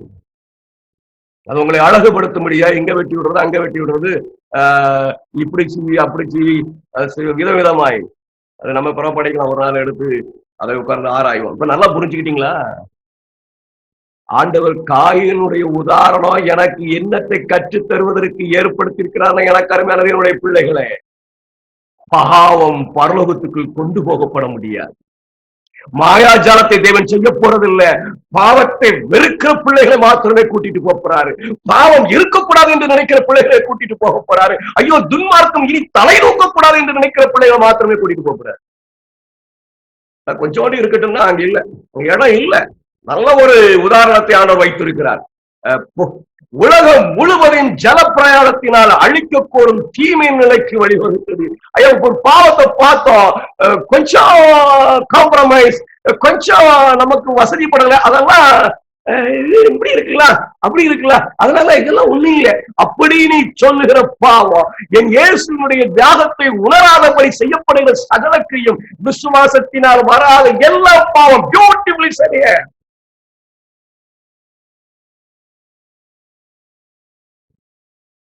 அந்த விசுவாசத்துல வர்றது வராதுன்னு ஓயால் பாடத்தில் இருக்கு. எவ்வளவு தாக்க தெளிவா படிச்சிருக்காங்கன்னு எனக்கு தெரியல. சரிங்களா? நீண்ட ஆயுள் பாவிக்கு ஒரு ஆசீர்வாதம் அல்ல என்பதை ஜல பிரயாணத்துக்கு முன்னானவர்களின் வரலாறு சாட்சி அளிக்கிறது. அற்ப போயிட்டான், எங்க ரொம்ப நாள் வாழ வேண்டாம்னு நினைக்கிறாராம். இது வாழ்ந்தா அது நல்லது இல்லை அப்படின்னு நினைக்கிறாராம். மரணம் பிரியமாயிருக்கிறதா? 95 வயது உள்ளவனிடத்திலும் போய் கேட்ட இன்னும் வாழணும்னு தான் சொல்லுவான். ஆண்டவர் சொல்றாரு, எப்பா நீண்ட ஆயுள் பாவிக்கு ஒரு ஆசீர்வாதம் அல்ல என்பதை ஜலப்பிரளத்துக்கு முன்னாடிவரின் வரலாறு சாட்சி அளிக்கிறது. பாவியெல்லாம் அறுத்துடணும், வெட்டிடணும், இல்லாமலாக்கணுங்கிற பாடத்தை கற்றுத்தருகிறார். இன்னைக்கு ஆண்டவருக்கு அவருடைய பிள்ளைகள் அவசியப்படுகிறார்கள், ஜீவன் அவசியப்படுகிறது. அதனால சொல்றேன், எப்பா ஹெல்த் பிரின்சிபல் எல்லாம் கொடுத்துருக்கேன், கொஞ்சம் ஃபாலோ பண்ணு. நானு ஆளை தேடிக்கிட்டு அடைகிறேன். இந்த மாமிசம் வேண்டான்னு சொல்றேன், விட்டு டீ காப்பி வேண்டான்னு சொல்றேன். தேவனுடைய பிள்ளைகளிடத்துல பேசுறாரு, அவங்கதான் விட முடியும், வேற ஒருவரால விட முடியும், வேற ஒருவரால விட முடியும்.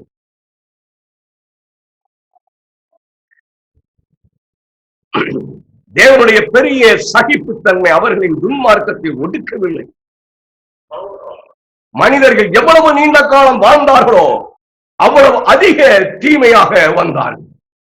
அந்த ஒரு தீமை செய்யறவனெல்லாம் நீக்கிட்டு போறது ஒடுக்குற அனுபவம் இல்லை.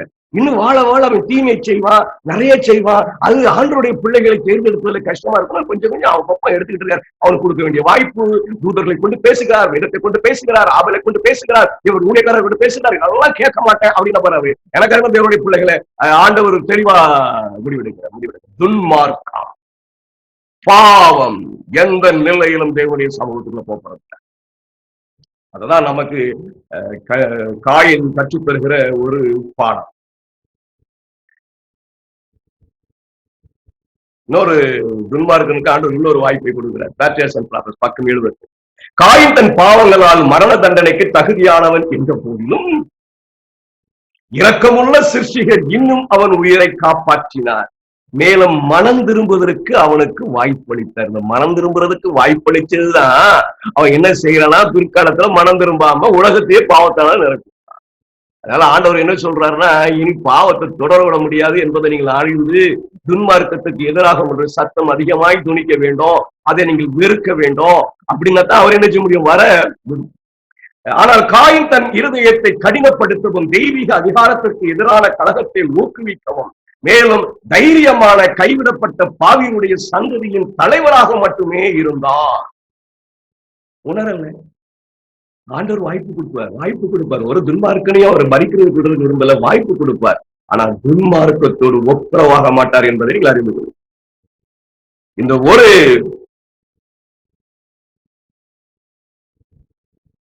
இந்த ஒரு விசுவாச துரோகி சாத்தானால் தொடர்ந்து வழிநடத்தப்பட்டு மற்றவர்களுக்கு சோதனைக்காரனாக உருவானார்.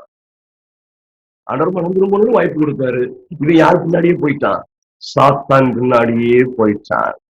மற்றவர்களுக்கு சோதனைக்காரனாக இருக்கிறான். ஏன் நல்லா புரிச்சுக்கிடுங்க, நம்ம கிட்டத்துல உட்கார்ந்துருப்பா நம்மளை சோதிப்பதற்காக.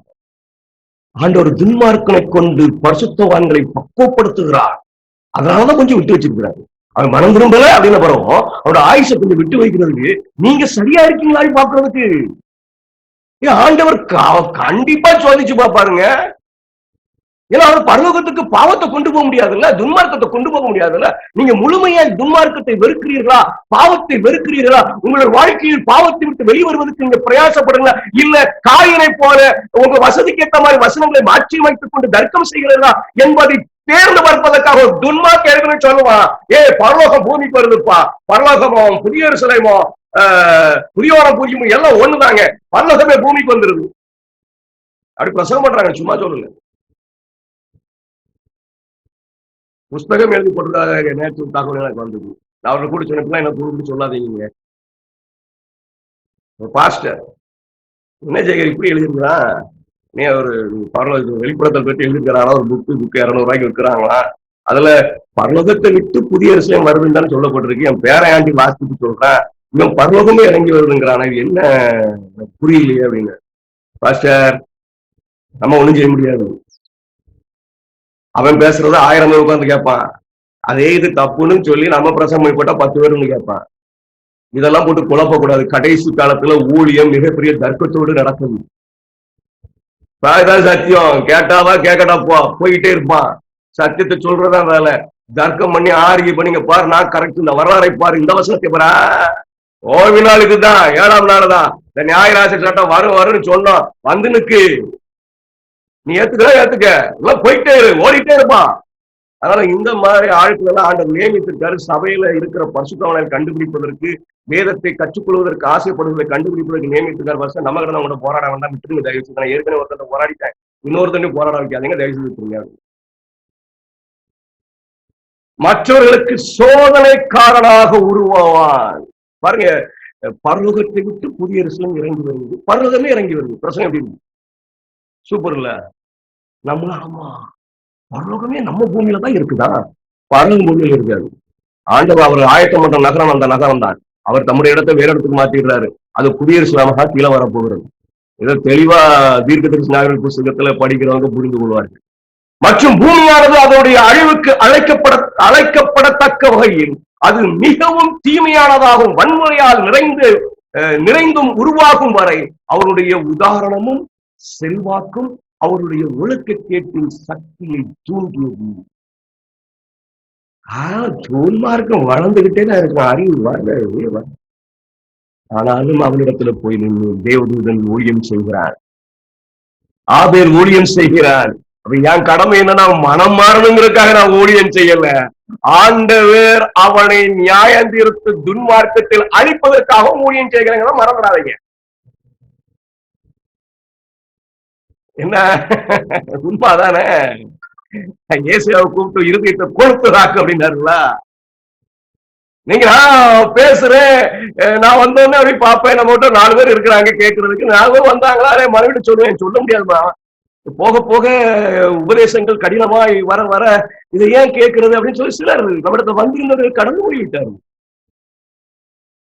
மனதுக்கு இதமான உபதேசம் வேண்டும். ஆபேலை போல பேசக்கூடாது, தேவ தூதனை போல பேசக்கூடாது, என் மனசுக்கு ஏற்ற மாதிரி பேசணும். ஆமா, அந்த பாவத்தை நான் மேற்கொள்றதுக்கு பாடா படுறேன், முடியலையா? அது இந்த பாருங்கம்மா, ஆபிரகாம் பாருங்க போய் சொன்னாங்களா, அவன் பரலோகம் போகலையா? யோசேப்பை பாருங்க, வஞ்சகம் பண்ணி வேலையெல்லாம் பார்த்தானே, தப்பு செய்யாதவனெல்லாம் தப்பு செய்தாவன் அப்படின்னு சொல்லி பிடிச்சு உள்ள போட்டானே, அவன் பரலோகம் போக மாட்டானா? அதெல்லாம் ஆண்டவர் இரக்கம் உள்ளவருங்க, அன்பு உள்ளவருங்க. சந்தோஷமா இருக்கும். எனக்கு அருமையான பிள்ளைகளே, காயினுடைய உதாரணம் எனக்கு கற்றுத் தருகிற ஒரு மேன்மையான பாடம். ஆண்டவர் இந்த சரித்திரத்தை எழுதி வச்சிருக்கிறார் ஒன்னே ஒண்ணுக்குதான், துன்மார்க்கத்தை தேவன் ஒருபோதும் ஏற்றுக்கொள்வதில்லை, எந்த நிலையிலும் ஏற்றுக்கொள்வதில்லை. நீங்கள் துன்மார்க்கத்தை விட்டு மேற்கொள்கிறாரா என்பதை அறிவதற்கு தேவன் எல்லா வகையிலும் துன்மார்க்கனை கொண்டு உங்களை சோதித்துக் கொண்டிருக்கிறார் என்பதை மறந்து விடாது. துன்மார்க்கனை கொண்டு உங்களுக்கு போதித்துக் கொண்டிருக்கிறார் என்பதை மறந்து விடாதீர்கள். நீங்க தேவனுடைய வார்த்தையில் எவ்வளவு கவனம் செலுத்துகிறீர்கள் என்பதை அறிவதற்காக, எவ்வளவு உன்னிப்பாய் நீங்க கவனிக்கிறீர்கள் என்பதை அறிவதற்காக, ஆண்டவருடைய வார்த்தையை நிலைநிற்க வேண்டும், அதை தீர்க்கமாய் நான் பார்க்க வேண்டும் என்பதை நீங்கள் வேதத்தோடு ஒப்பிட்டு பார்த்து ஆராய்கிறீர்கள் என்பதை அறிவதற்காக இந்த துன்மார்க்கனை எழுதி உங்களுக்கு பேசிட்டு இருக்கிறார். இதை புரிஞ்சுக்கிட்டீங்கன்னா ஜெயகிருஷ்ணன் சொல்றதெல்லாம் கரெக்டா இருக்கும் நினைக்க மாட்டீங்க. இவர் என்ன சொல்றாரு, இது உண்மையில அவரு இங்கிருந்தா எடுத்திருக்கிறாரா, சரியா இருக்கா, கொஞ்சம் ஒப்பிட்டு பார்ப்பீங்க. நான் அடிக்கடி சொல்லுவேன், ஏமா மாட்டீங்க, சொல்றதையே கேட்கணும்னு நினைக்காதவங்கம்மா, உங்களுக்குன்னு ஒரு அறிவை கொடுத்துருப்பாரு இல்லைங்களா, அந்த அறிவை கொஞ்சம் உபயோகப்படுத்துங்க, கொஞ்சம் நேரத்தை ஆண்டவருக்கு செலவழிங்க. ஓடுறீங்க பூமியில, ஓடுங்க, 6 நாளும் ஓடுங்க, அந்த 6 நாள்லயும் கொஞ்சம் நேரத்தை ஆண்டவருக்கு செலவழிங்க. இந்த ஓய்வு நாள முழுமையா ஆண்டவருக்கு செலவழிங்க. கொஞ்சம் படிங்கம்மா, கடைசி காலத்துல இருக்கிறீங்க, கடைசி காலத்துல.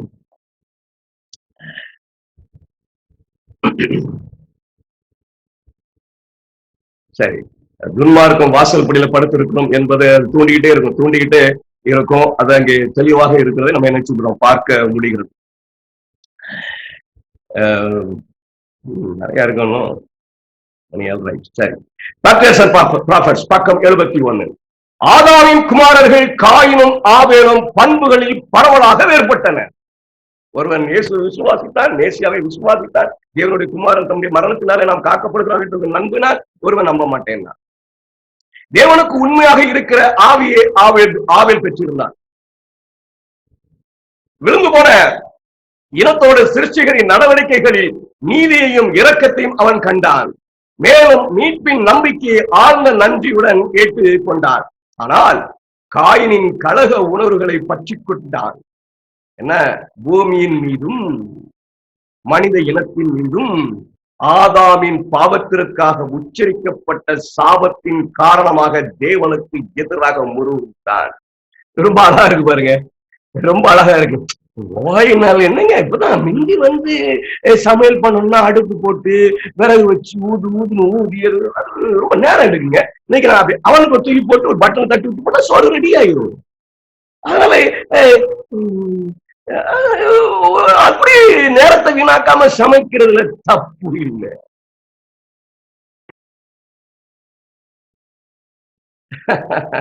அதுக்கெல்லாம் ஆண்டவர் தண்டி, ஏன் இதெல்லாம் போய் எப்படி ஏன் சமைக்க கூடாது நீங்க சொல்றீங்க?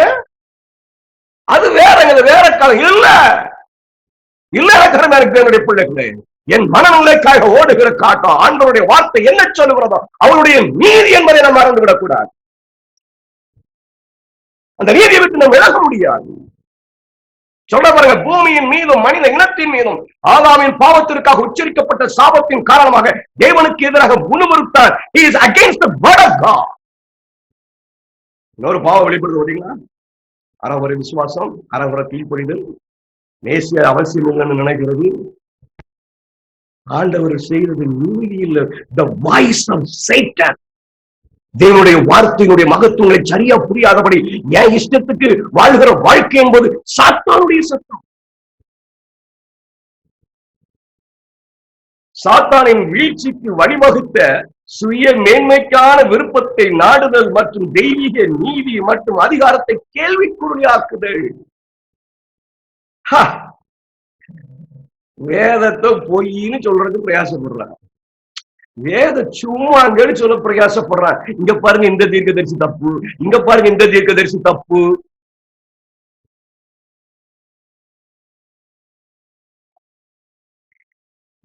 அதே வழியில் ஏங்க அவனுடைய மனதை அனுமதித்தான்.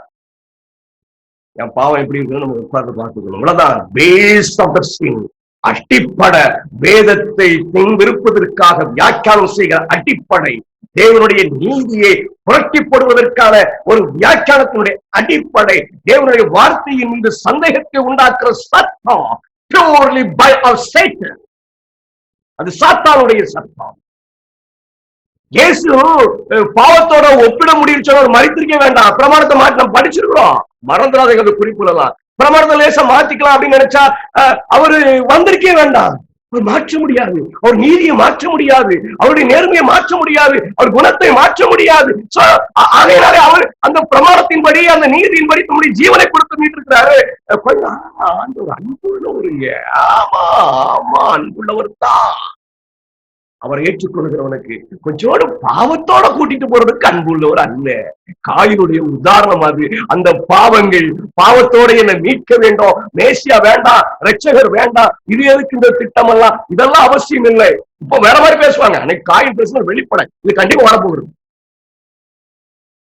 இப்ப கொஞ்சமா அந்த மாத்தி மாத்தி வசனத்தை அவங்க இஷ்டத்துக்கு பேசுற கூட்டத்தை பாக்குறீங்க இல்லைங்களா? அது ரொம்ப பிரபலமான சத்தமாய் காணப்படுவது இல்லைங்களா? Oh, they will stand one day and say, இந்த வேத புஸ்தகம் ஒன்னும் நம்புவதற்கு ஏதுவானது அல்ல, இது கதை புஸ்தகத்தை காட்டிலும் மேன்மையானது அல்ல. இங்க பாருங்க இந்த வசனம் இப்படி சொல்லுது, இங்க பாருங்க இந்த வசனம் இப்படி சொல்லுது. ஒரு சகோதரர் பேசினார், நான் வீடியோவில் உள்ள ஏற்றி வச்சிருக்கிறேன், இளஞ்சுவைத்தினுடைய மேன்மையை குறித்து பேசுவதற்காக. அதெல்லாம் ஏற்றுனா எதுல ஏற்றுன்னு ஞாபகம் இல்லை. ஒரு ஒபாமா ஒருத்தர் இருந்தார் இல்லையா, பிரசிடென்டா, அவர் வேதாகமத்தை கிண்டல் பண்ணுவார். ப்ராட்டஸ்டன்ட் நேஷனுடைய பிரசிடென்ட் என்ன கிண்டல் பண்ணுவார்னா, லேவியாரத்தை பாருங்க, அதாவது ரொம்ப கேஷுவல், லேவியாரத்தை பாருங்க, அது அடிமைத்தனம் சரி என்கிறது. அதாவது மனிதன் எதை பின்பற்றி வேதத்தை ஒரு அளவுகோலா வச்சு வாழ முடியுமா அப்படின்னு ஒரு கேள்வி அவர் கேட்பார். லேவியாரத்தை பாருங்கள், அது அடிமைத்தனத்தை ஊக்குவிக்கிறது. சரி, உபாகமத்தை போய் பார்க்கலாம் அப்படின்னு சொன்னா உன் பிள்ளை விசுவாசம் கிடையாது, அவன் துரோகம் செஞ்சா கல்லெறிஞ்சு கொள்ளுது. சரி, அட்லீஸ்ட் மலப்பிரசங்கத்தின்படி நடக்கலாமா அப்படின்னு பார்த்தா ஒரு கணத்தை காட்டு அடிச்சா இன்னொரு கணத்தை காட்டுங்கிறது. அப்படின்னா இந்த பாதுகாப்பு துறையில இருக்கிறவங்க ரொம்ப ஜாக்கிரதையா இருக்கணும். I'm reading from Bible. நான் வேதத்திலிருந்து வாசிக்கிறேன். சும்மா சொல்லல, எதுல அந்த குறிப்பை ஏற்றி வைத்திருக்கிறேன், எங்க அந்த வீடியோ ஏற்றுன்னு தெரியல. எனக்கு அவர்களுடைய பிள்ளைகளை காலம் நெருங்க நெருங்க நெருங்க நெருங்க இதுலதான் இருக்குன்னு தெரியல, நேரம் இருக்கும். இந்த நேரத்தை பார்த்து பார்த்து பிரசங்கம் பண்றது பெரிய கஷ்டங்க, எனக்கு ரொம்ப கஷ்டம். காலம் நெருங்க நெருங்க இந்த காயினுடைய சத்தம் இந்த வேதத்தை பொய்யாக்குறதுக்கு ஏதுவான வியாக்கியானங்கள் வெளியரங்கமாகி இறுதியில சாத்தான் சொல்லுவார், அவருடைய கூட்டம் சொல்லும், இந்த புஸ்தகம் கதை புஸ்தகத்தை காட்டி ஒரு பிரயோஜனம் இல்லைங்க, இந்த இயேசு கிறிஸ்துலாம் வேண்டாங்க, நீ போகணும்னு நினைச்சா போயிடலாம் பரலோகத்துக்கு.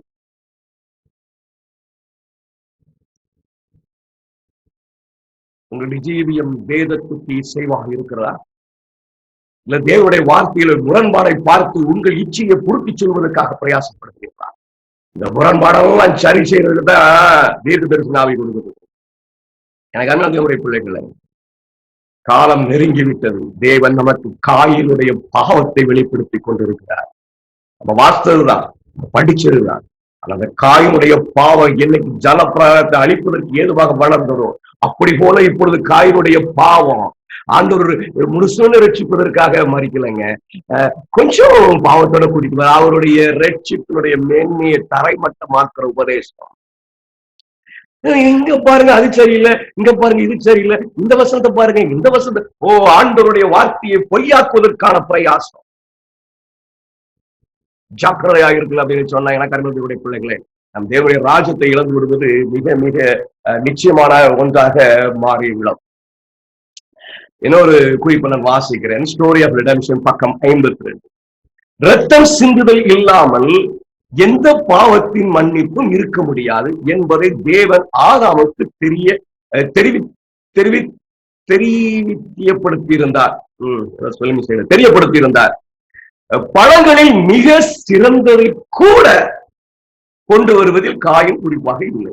நம்ம பிரசங்கம் பண்ணுவோம், காயின் உண்மையானது நானும் பண்ணிருக்கிறேன். ஆனா he was so careless. தசமபாகம் காணிக்க ரொம்ப சரி, இன்னைக்கு அடுத்த வாரம் வச்சுக்கிடுவோம், ஒரு செலவு இருக்கு, இன்னொரு பணம் வரும், அதுல இருந்து வச்சுக்கிடுவோம்.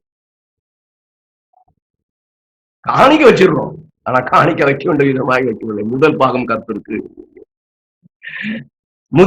கர்த்தருக்குரியது. அதுக்கு 9 தான் எனக்கு. நம்ம இப்ப என்ன செய்யறோம் அப்படின்னு சொன்னா, நாளை காலையில நம்ம கடன் வாங்கி வச்சிருக்கிறோம், ஏப்பா காலையில வருவான் வட்டி வசூல் பண்றது, இப்போ நம்ம வச்சுட்டோம் அப்படின்னு சொன்னா அதை வட்டி செலுத்த முடியாது, ஏதோ கொடுத்துருவோம், நம்ம அடுத்த வாரம் வச்சுக்கணும். காயினுடைய பாவம். இதை நான் காணிக்கையில சொல்லுகிறேன். நீங்க எல்லா காரியத்திலையும் அப்படி உங்களுடைய கிரியைகளை தள்ளி போடுகிறது காயினுடைய காரியம். தேவனுக்கு கீழ்ப்படுகிறது, தேவனுடைய வார்த்தைக்கு கீழ்ப்படுகிறது ஒதுக்கி போடுவது காயினுடைய பாவம். பலியின் ரத்தம் இல்லாமல் கர்த்தருடைய சந்நிதியில் வர வேண்டாம் என்று ஆபேல் தன் சகோதரனுக்கு ஆலோசனை கூறினார். காயின் மூத்தவனாக இருப்பதால் தன் சகோதரன் அறிவுரைக்கு இணங்க மாட்டார். அவன் அவனுடைய ஆலோசனையை பயனற்றதாக கருதினார். மேலும் சடங்காச்சார காணிக்கைகளின் அவசியம் குறித்ததில் சந்தேகத்தோடு மற்றும் முணுமுணுப்போடும் அவன் அவனுடைய காணிக்கை வழங்கினான். தேவன் அதை ஏற்று கொள்ளவில்லை. மிக அழகாக ஆண்டவர் இந்த காயினுடைய சரித்திரத்துல நமக்கு மிகப்பெரிய எச்சரிப்பை. இன்னைக்கு அப்படியே லைவா பார்த்துட்டு இருக்கோம். நிறைய காயின அமெரிக்கா தெரியுமா, ஒவ்வொரு சபையிலும் ஒவ்வொரு ஆகணும், ஒவ்வொரு வீட்டில் ஒரு ஆகணும் இருக்கிறேன்னு சொல்லி, அதே மாதிரி சபையில ஆங்காங்கே காயின் எழும்பி இருப்பதை பார்க்கிறோம். வேத வார்த்தைக்கு நேர் எதிராக பேசுகிறது.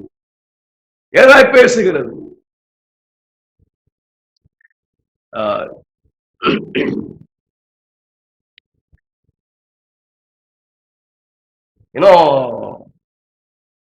சொல்லுகிற ஒரு காரியம், டெஸ்டிமனிஸ் ஃபார் தி மினிஸ்ட்ரி பக்கம் 77.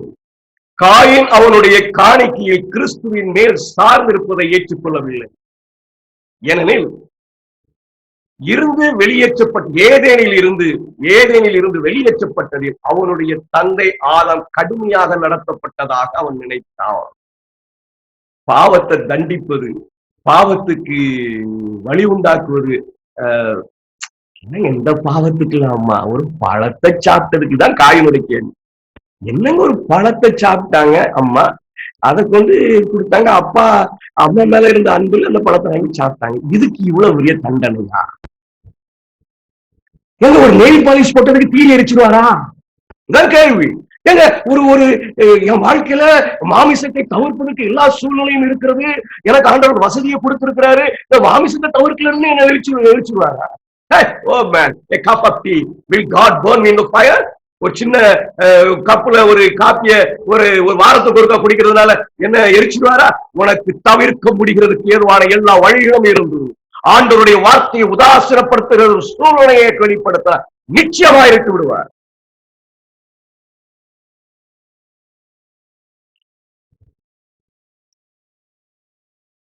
அந்த பாவத்தை எப்போதும் மனதிற்கு முன் வைத்திருக்கும் யோசனை மற்றும் அவனுக்கு வெளியே இருக்கும் ஒரு வல்லமையின் மேல் முழுமையாக சார்ந்து மன்னிப்பிற்காக கொல்லப்பட்ட ஆட்டுக்குட்டின் இரத்தத்தை வழங்குவது காயின் உயர்ந்த ஆவிக்கு சித்திரவதையாயிருந்தது. எனக்கு நிறைய அறிவு கொடுத்திருக்கிறாரு ஆண்டவர், ரொம்ப அன்பு உள்ளவருங்க. அந்த ருசித்து பாருங்க. நீங்க ஏங்க அவரை கொடூரமாய் பாக்குறீங்க? ஓ மை லிட்டில் சில்ட்ரன், எனக்கு அருமையான என்னுடைய பிள்ளைகளை, ஓ he will destroy the sin, they will burn it. எந்த காம்ப்ரமைஸும் கிடையாது. அவன் மனசுக்கு உயர்வா தெரிஞ்சுச்சான். அவர் செத்துதான் என்ன கூட்டிட்டு போன என்ன இருக்கு?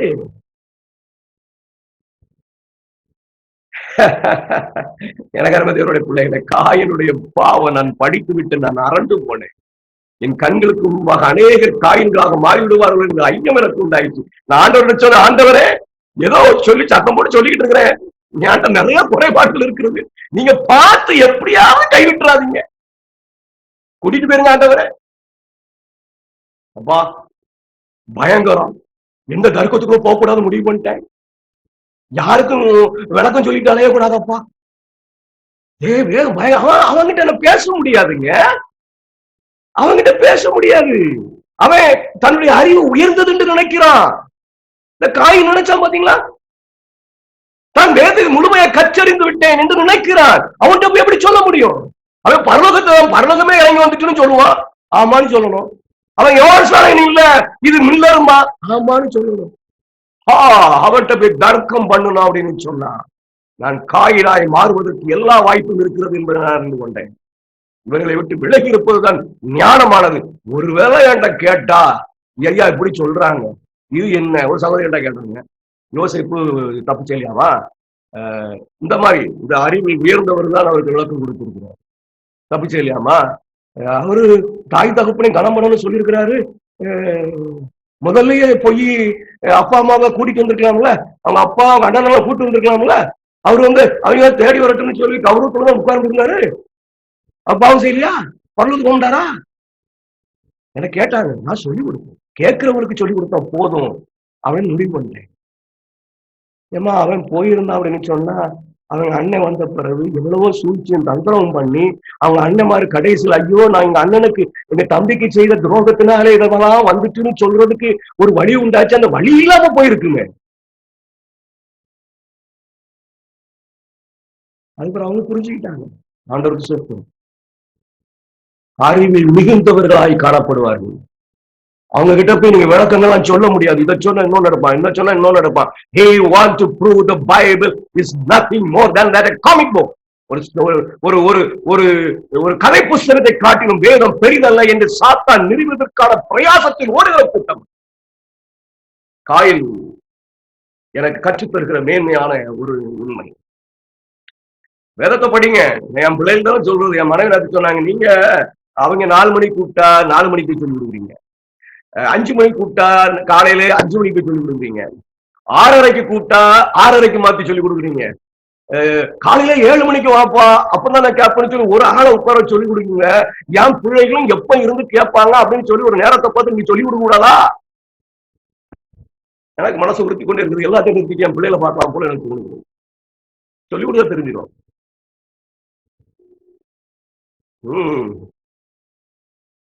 நான் என் பிள்ளைகிட்ட சொல்றது, அம்மா அந்த வீடியோலாம் போடுறது பாருங்கம்மா, உங்களுக்கு நேரம் செலவழிச்சு அப்படி சொன்ன இவங்க எல்லாம் எனக்கு கைவிட்டு விடுங்க. எனக்கு என்ன செய்யணும் தெரியல. நேரத்தை என் மனைவி சொன்னது எனக்கு மிகவும் பாரமுள்ளவனாய் மாற்றி விட்டது. என் பையன் எந்த காரணம் கொண்ட சின்ன வயசுல பிறந்த காலத்துல இருந்து அவன் காலையில 7 மணி 7:30 தூங்கிதான் பழகிட்டான். இந்த நேரம் வரைய முடியாது, எழுதி போட்டு விட்டாலும் தூங்கி தான் விடுவான். அவன் சரீரம் அவன் பிறந்த நேரத்துல இருந்து அப்படிதான் தூங்குறான். அவனுக்குன்னு ஒரு நேரத்தை நீங்க பார்த்து எடுத்து சொல்லி கொடுக்கலாம்ல. உங்க மகா எப்பெல்லாம் அவனுக்கு லீவ் இருக்கோ அந்த நேரத்துல நீங்க கூப்பிட்டு வச்சு இப்படி ஒரு சூமடமா நீங்க சேர்த்து சொல்லி கொடுக்கலாம்ல. நியாயமான கேள்வி. அது எப்படி கையாள போகிறேன் என்று எனக்கு தெரியவில்லை. அவங்களெல்லாம் செய்யும் வரைக்கும் என் தேவனின் நாசிலை சுவாசத்தை வைக்க வேண்டும் என்று நான் சொல்லிக் கொடுத்தேன். எப்படி செய்ய போறேன்னு தெரியல. இதெல்லாம் விட்டுறலாமா, எல்லா சூழ்நிலையும் கேன்சல் பண்ணிட்டு நம்ம பிள்ளைகளை பார்ப்போமா அப்படின்னு மனசுக்கு சொல்லுது. எது சரின்னு எனக்கு தெரியல. நான் அறிந்த உண்மைகளை என் பிள்ளைகளுக்கு நான் எப்படி சொல்லிக் கொடுக்க போறேன்னு தெரியலங்க. எனக்கு பிள்ளைகளை உங்க விசுவாச பிள்ளைகளுக்கு நீங்க சொல்லிக் கொடுக்கணுங்கிறத மறந்துடாதீங்க. ஜேக்கர் ஸ்டீபன் எல்லா இடத்துலயும் பேச முடியும், பிள்ளைகளுக்கே பேச முடியலங்க. ஏதோ ரெண்டு பேரும் வந்திருக்கீங்க. எனக்கு ஆண்டவர் கொடுத்திருக்க இந்த சின்ன அறிவை உங்களோட கூட பகிர்ந்து கொள்ளுகிறேன். உங்க விசுவாச பிள்ளைகளுக்கு சொல்லிக் கொடுக்கணுங்கிற பாரம் உங்க இதயத்துல உண்டுக்குங்க. தயவாய் தயவாய் எனக்காக ஜோப் பண்ணிக்கிடுங்க. என் மனதில் இருக்க மிகப்பெரிய பாரம், மிகப்பெரிய பாரம். கர்த்தர் அதுக்குரிய சூழ்நிலை வாய்ப்புகளை எனக்கு உண்டாக்கி தர வேண்டும். அதே நேரத்துல என்னுடைய விசுவாச பிள்ளைகள் 1-2 பேர் கேட்கிறவர்களுக்கும் நான் சொல்லிக் கொடுக்காம இருக்கக்கூடாது. Please pray for me. God, தேவன் என்னை எப்படியாவது வழி நடத்துவார் என்ற நம்பிக்கை எனக்கு இருக்கு. சரி, தேவையில்லாத உணர்ச்சி மனதில் அது வந்து விட்டது. ஸ்பிரிச்சுவல் கிட்ஸ் வால்யூம் 1 பக்கம் 177. நான் இறுதி பகுதிக்கு வந்து விட்டேன் என்று நினைக்கிறேன். அப்போ காயினுடைய பாவம் எல்லாம் நமக்கு நல்லா தெரியும் இல்லைங்களா?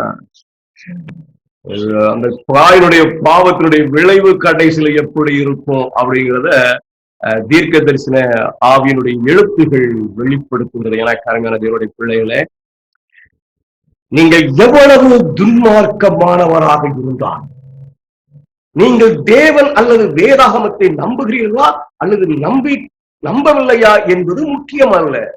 நீங்கள் விரும்பியபடி வாழுங்கள், பரலோகம் உங்கள் வீடு. நீங்க பாவத்தை மேற்கொள்றதுக்கு பிரயாசப்படணும். ஆனா நீங்க அதைத்தான் ஆண்டு பாப்பாருங்க. நீங்க பாவம் அதை விட கவலைப்பட பரலோகம் ஆண்ட தந்துருவாங்க.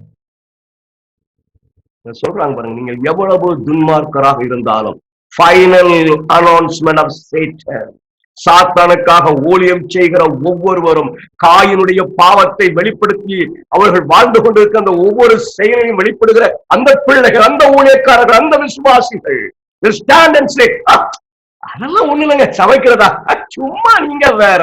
இயேசு மீது விசுவாசம், கடைசியில் இயேசு மீது விசுவாசம் கூட அவசியம். பரவத்துக்கு அப்படிதான் இருக்கு. நீங்க எவ்வளவு துன்மார்க்கராக இயற்கை இயேசு துன்மார்க்கா இருந்தா பரவத்துக்கு போனாலும் எதுக்கு இயேசு விசுவாசிக்கணும்? கொஞ்சோண்டு பாவத்துல காம்ப்ரமைஸ் ஆகிறவரு எல்லா பாவத்திலும் காம்ப்ரமைஸ் மாட்டாரா? நகைப்படுறதுக்கு அனுமதிக்கிறவர் விபச்சாரம் செய்யறதுக்கு அனுமதிக்க மாட்டாரா? தாய் தகப்பனை கனவீனம் பண்றதுக்கு அனுமதிக்கிறவரு கொலை செய்யறதுக்கு அனுமதிக்க மாட்டாரா?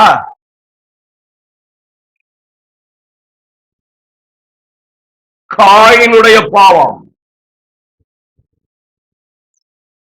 நீங்கள் எவ்வளவு துன்மார்க்கனாக இருந்தாலும், நீங்கள் தேவன் அல்லது வேதாகமத்தை நம்புகிறீர்களா அல்லது நம்பவில்லையா என்பது முக்கியமல்ல. நீங்கள் விரும்பியபடி வாழுங்கள், பரலோகம் உங்கள் வீடு. எவ்வளவு அழகா இருக்குல்லையா? ஓ, வாட் a beautiful, என்ன அருமையான செய்தி. பரலோகத்துக்கு பேரலாமியா? சும்மா எழுதல, நடக்க போகுது, நடக்க போகுது. எக்கட்டு காலத்தில் வெளியரங்கமாய் நிற்க போகிறார்கள். ஒரு பெரிய கூட்டம் பலர் சபையை விட்டு நீக்கப்படுகிறது இல்லையா? சுத்திகரிக்கப்படுகிறது இல்லையா? இதெல்லாம் எழுப்பி செய்யப்பட முடியும். இதுதான் இதுதான் ஏனென்றால் தாமஸ் பைன் அப்படிங்கிற ஒரு துன்மார்க்கமான வேதத்துக்கு விரோதமானவர். அவர் இறந்து போயிட்டாருங்க. அவர் இறந்து போயிட்டார். அவ்வளவு கேளுங்க. ஏனென்றால் தாமஸ் பெயின் பரலோகத்தில் இருந்தால், மேலும் உயர்ந்தவராக இருந்தால், அவர்கள் நிச்சயமாய் அங்கு செல்வார்கள் என்பது ஒவ்வொருவருக்கும் தெரியும். என்ன அர்த்தம் அப்படின்னா, ரொம்ப துன்மார்க்கமா வாழ்ந்திருப்பான். நம்ம தாமஸ் பெயினை நாம எடுக்கல, ஜேகர் எடுத்துக்கிட்டுங்களேன். நல்ல ஊழியர் மாதிரி ஏமாத்திக்கிட்டு விபச்சாரம், கொள்ளை, திருடு எல்லாம் செஞ்சுட்டு இருந்திருப்பான். இதெல்லாம் உங்களுக்கு தெரிய வந்துடுச்சு. விபச்சாரத்தினுடைய கள்ளன்,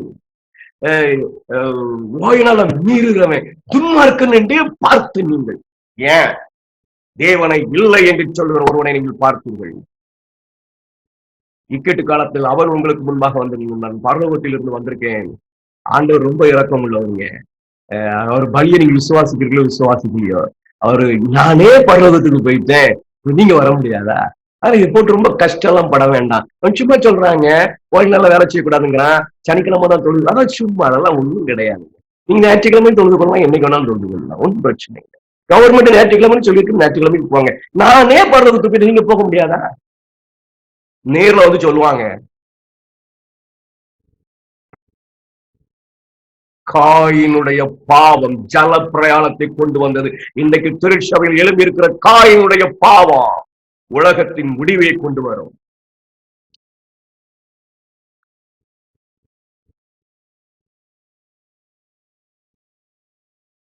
அவர்கள் விரும்பினார் அனைவரும் பார்க்கும்படி இது மிகவும் வெளிப்படையாக இருக்கிறது.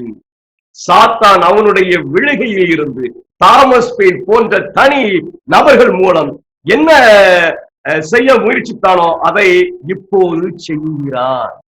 ஐயா, வேதத்தை பொய்யாக்குன்னு நினைக்கிறான், கிறிஸ்துவ பொய்யாக்குன்னு நினைக்கிறான், துன்மார்க்கத்தை ஒரு பிரச்சனை இல்லைன்னு சொல்லணும்னு நினைக்கிறான், துன்மார்க்கத்தில் இருந்த வாழ்ந்துடலாம் நினைக்கிறான், நிச்சயமா வாழ வைக்கலாம் நினைச்சு அப்படின்னு சொல்லி எல்லா பொய்யும் புரட்டையும் அப்ப பயங்கரமா கொண்டு வருவான். வேலை இப்ப துரிதமா நடந்துகிட்டு இருக்கு, துரிதமா நடந்திருக்கு, தேவனுடைய பிள்ளைய மத்தியில் நடந்துகிட்டு. அவர் அவருடைய சக்தி மற்றும் பொய்யான அற்புதங்கள் மூலம் பரலோகத்திற்கான குறுகிய பாதையில் அவர்களை பிரகாசிக்க செய்கின்ற அவர்களுடைய சூரியனை வெளியேற்றி, இயேசுவை வெளியேற்றி கிறிஸ்துவர்களின் நம்பிக்கையின் அடித்தளத்தை கிழித்து எறிகிறான். It will happen. இடத்தை எடுக்க ஏதாவது ஒன்றை, அதாவது ஆவி மார்க்க வெளிப்பாடுகளை அவன் பிடித்துக் கொண்டிருக்கும் போது அவன் உலகத்தை வேதாகம தேவ ஆவினால் அருளப்பட்டதல்ல, கதை புஸ்தகத்தை காட்டும் எந்த விதத்திலும் சிறந்ததல்ல என்று நம்ப செய்கிறான். எவ்வளவு அழகா இருக்கு பாருங்க, வெளிப்படையா இருக்கு. எனக்கு பிள்ளைகளே, ரொம்ப ஜாக்கிரதையா இருங்க. வேதாகமத்தை கதை புஸ்தகம்னு சொல்றதுக்குத்தான் அது சரியில்லை, இங்க பாருங்க இங்க இப்படி இருக்கு, இங்க பாருங்க இங்க இப்படி இருக்கு, ஆண்டவர் அதெல்லாம் ஓகே ஓகே புஸ்தகம் இது ரொம்ப நம்ம கவனிக்க வேண்டியது இல்லை. இந்த தீர்க்கதரிசியை பாருங்க, அவரு அவங்க சொல்றாரு, மாத்தி சொல்லிக்கிட்டு இருக்காங்க.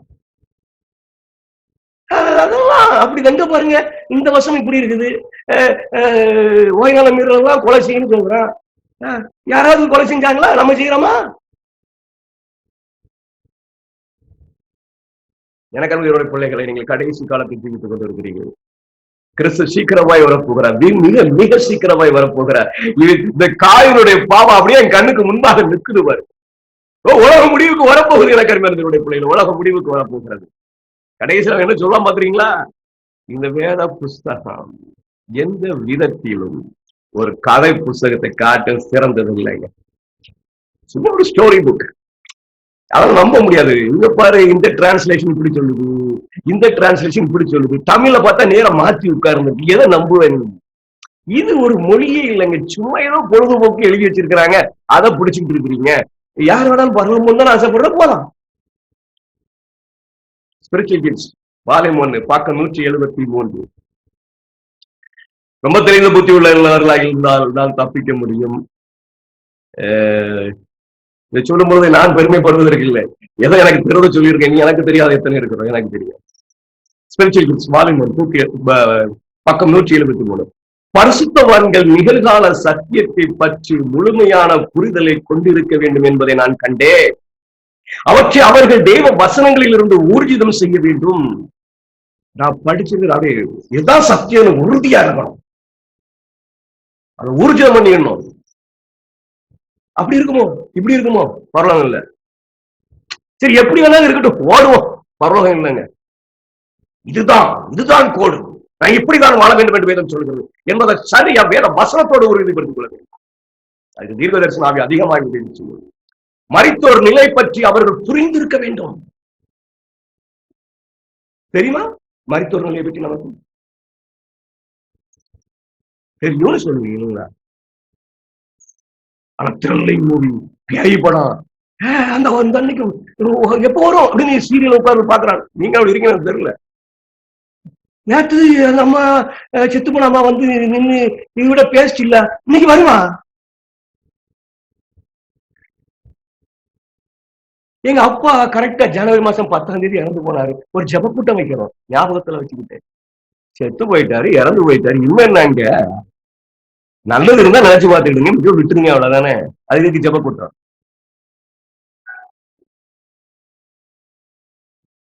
மரித்தோர் நிலையை குறித்து சரிதாய் அறிந்திருக்க வேண்டும். ஏனால் மரித்தவன் உங்களுக்கு முன்பாக தாமஸ் பெயின் போன்றவர்கள் மரித்தவர்கள் என்று வந்து நின்று உங்க தாயை துன்மார்க்கமா பார்த்திருப்பீங்க, உங்க தகப்பனை துன்மார்க்கமாய் பார்த்திருக்கீங்க, அம்மாவை விட்டுட்டு போய் வேற உறவு வைத்து ரொம்ப கேவலமாய் வாழ்ந்து கடைசியில் உங்ககிட்ட வந்து நீங்க மறித்து போன துன்மார்க்கத்தின் உறுப்பிடமாய் மறித்திருப்பார் உன் தகப்பன். ஆண்டவர் உங்களுடைய ஜீவிతం என்னுடைய ஜீவிతం வரப்போகிறார். அந்த தகப்பன் முன்பாக வந்து ஏமான பருவத்திலிருந்து வந்திருக்கிறேன், இந்த வாயினால் பெருசு கிடையாது. இது ஐயா போகணும்னு நினைச்சா போயிடலாம். எப்படி இருக்கும்? மரித்தோர் நிலையை குறித்து தெளிவாய் அறிந்திருக்க வேண்டும். தெளிவாய் அறிந்திருக்க வேண்டும். ஏனென்றால் பிசாசுகளின் ஆவிகள் அவர்களுக்கும் தோன்றி அன்புக்குரிய நண்பர்கள் மற்றும் உறவினர்கள் என்று வெளிப்படையாக கூறி அவர்களுக்கு தேவ பூர்வமற்ற கோட்பாடுகளை அறிவிப்பார்கள். அவர்கள் அறிவிப்பதை உறுதிப்படுத்த, அனுதாபத்தை தூண்ட அவருடைய சக்தியால் அனைத்தையும் செய்வார்கள். மேலும் அவர்களுக்கு முன் அற்புதங்களையும் செய்வார்கள்.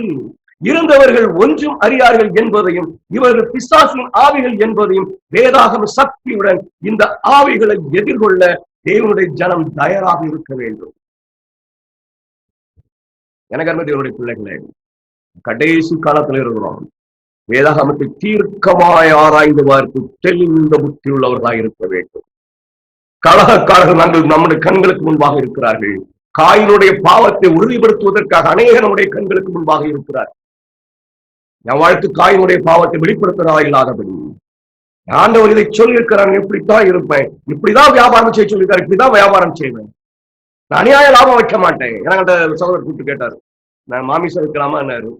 நான் அதை பெரிதாக சொல்லவில்லை. சரி வியாபாரம் செய்யுங்க, ஆனா உண்மையா இருங்க, இவ்வளவுதான் லாபம் வைக்கணும், 1% தான் லாபம் வைக்கலாம். நீங்க பாட்டுக்கு கிடைக்குதுன்னு சொல்லி ஒரு இன்னைக்கு ரொம்ப டிமாண்ட் இருக்குப்பா கறிக்கு அப்படின்னு சொல்லிட்டு என்னால இருக்கிற 100 ரூபாய் கறி இன்னைக்கு 200 ரூபாய்க்கு விட்டுருவேன். அது தேவனுடைய வேலை அல்ல, தேவனுடைய பிள்ளைகளுடைய வேலை அல்ல. சரி, அதை இருக்கணும். Judgements for the search, volume 4 பக்கம் 395 நேராயிடுச்சு. அவர்களின் உணர்வுகள் மென்மையாக்கப்படும் போது அதுதான் எல்லாவற்றுக்கும் மேலாக கிறிஸ்துவின் மதத்தை மனசாட்சியின் மீது வலியுறுத்துவதற்கான நேரம். ஆனால் அடிக்கடி போதனையின் போக்கு ஜனங்களுக்கு தேவையான அந்த வேலை அவர்களுக்கு செய்யப்படாமல் முடிவுக்கு கொண்டு வர அனுமதிக்கப்படுகிறது. அந்த முயற்சி கிட்டத்தட்ட காயினின் காணிக்கை போல் இருக்கிறது. அது தேவனுக்கு கொள்ளதாக்க பலியின் நிறுத்தத்தை பெறவில்லை. ஒரு காணிக்கையை உருவாக்குவதில் காயின் சரியான, ஆனால் அதை ஏதாவது மதிப்புடையதாக உருவாக்கக்கூடிய எல்லாவற்றையும் அவன் விட்டுவிட்டார். நிவாரணத்தின் இரத்தத்தை அவன் விட்டுவிட்டார். இயேசு விட்டு விடாதீர்கள். அவர்களுடைய பாவங்களை மீட்பதற்கு ஆயத்தமாக இருக்கிறார். பாவத்தோட கூட்டிட்டு போறது இல்லை, பாவங்களிலிருந்து மீட்பதற்கு ஆயத்தமாக இருக்கிறார். உங்களுடைய கிறிஸ்துவை உங்களுடைய செயலில், உங்களுடைய காணிக்கையை செலுத்துவதில்லை, உங்களுடைய கிரியைகளில், உங்களுடைய மனதில் எல்லாவற்றிலும் கிறிஸ்துவை உயர்த்தி பிடித்துக் கொள்ளுங்கள். அவர் பாவத்திலிருந்து மீட்பதற்கு ஆயத்தமாக இருக்கிறார். நல்லா புரிஞ்சுக்கிடுங்க. பாவத்தோடு ஒரு நாளும் அவர் கூட்டிக் கொண்டு போக மாட்டார். பக்கம் 165 காயினுடைய காணிக்கை போல் அவர்கள் இரட்சகரின் விசுவாசத்தை வெளிப்படுத்த. விசுவாசம்னா இப்ப நம்ம வச்சிருக்கலாம் விசுவாசம் இல்லை, நம்ம படிச்சோம் பாருங்க. அந்த அந்த அந்த உணர்வு, அது ஒவ்வொரு செயலும் அது இல்ல விசுவாசம். அப்படி சொல்றதுல இல்ல. ஒவ்வொரு செயலிலையும் ஆண்டவரே ஆண்டவரே ஆண்டவரே சார்ந்து இருக்க தெரியணும். நம்ம சகோதரர்களோட வியாபாரம் செய்யும் பொழுது, நீ கறி வியாபாரம் செய்ய நினைக்கிற பக்கத்துல இருக்கிறாங்க, சாப்பிடக்கூடாதுன்னு சொல்றாங்க, என்ன தம்பி நீங்க நினைக்கிறீங்க, என்ன சொல்லுவீங்கன்னு கேட்டேன். சாப்பிடக்கூடாதுன்னு சொல்லணும்.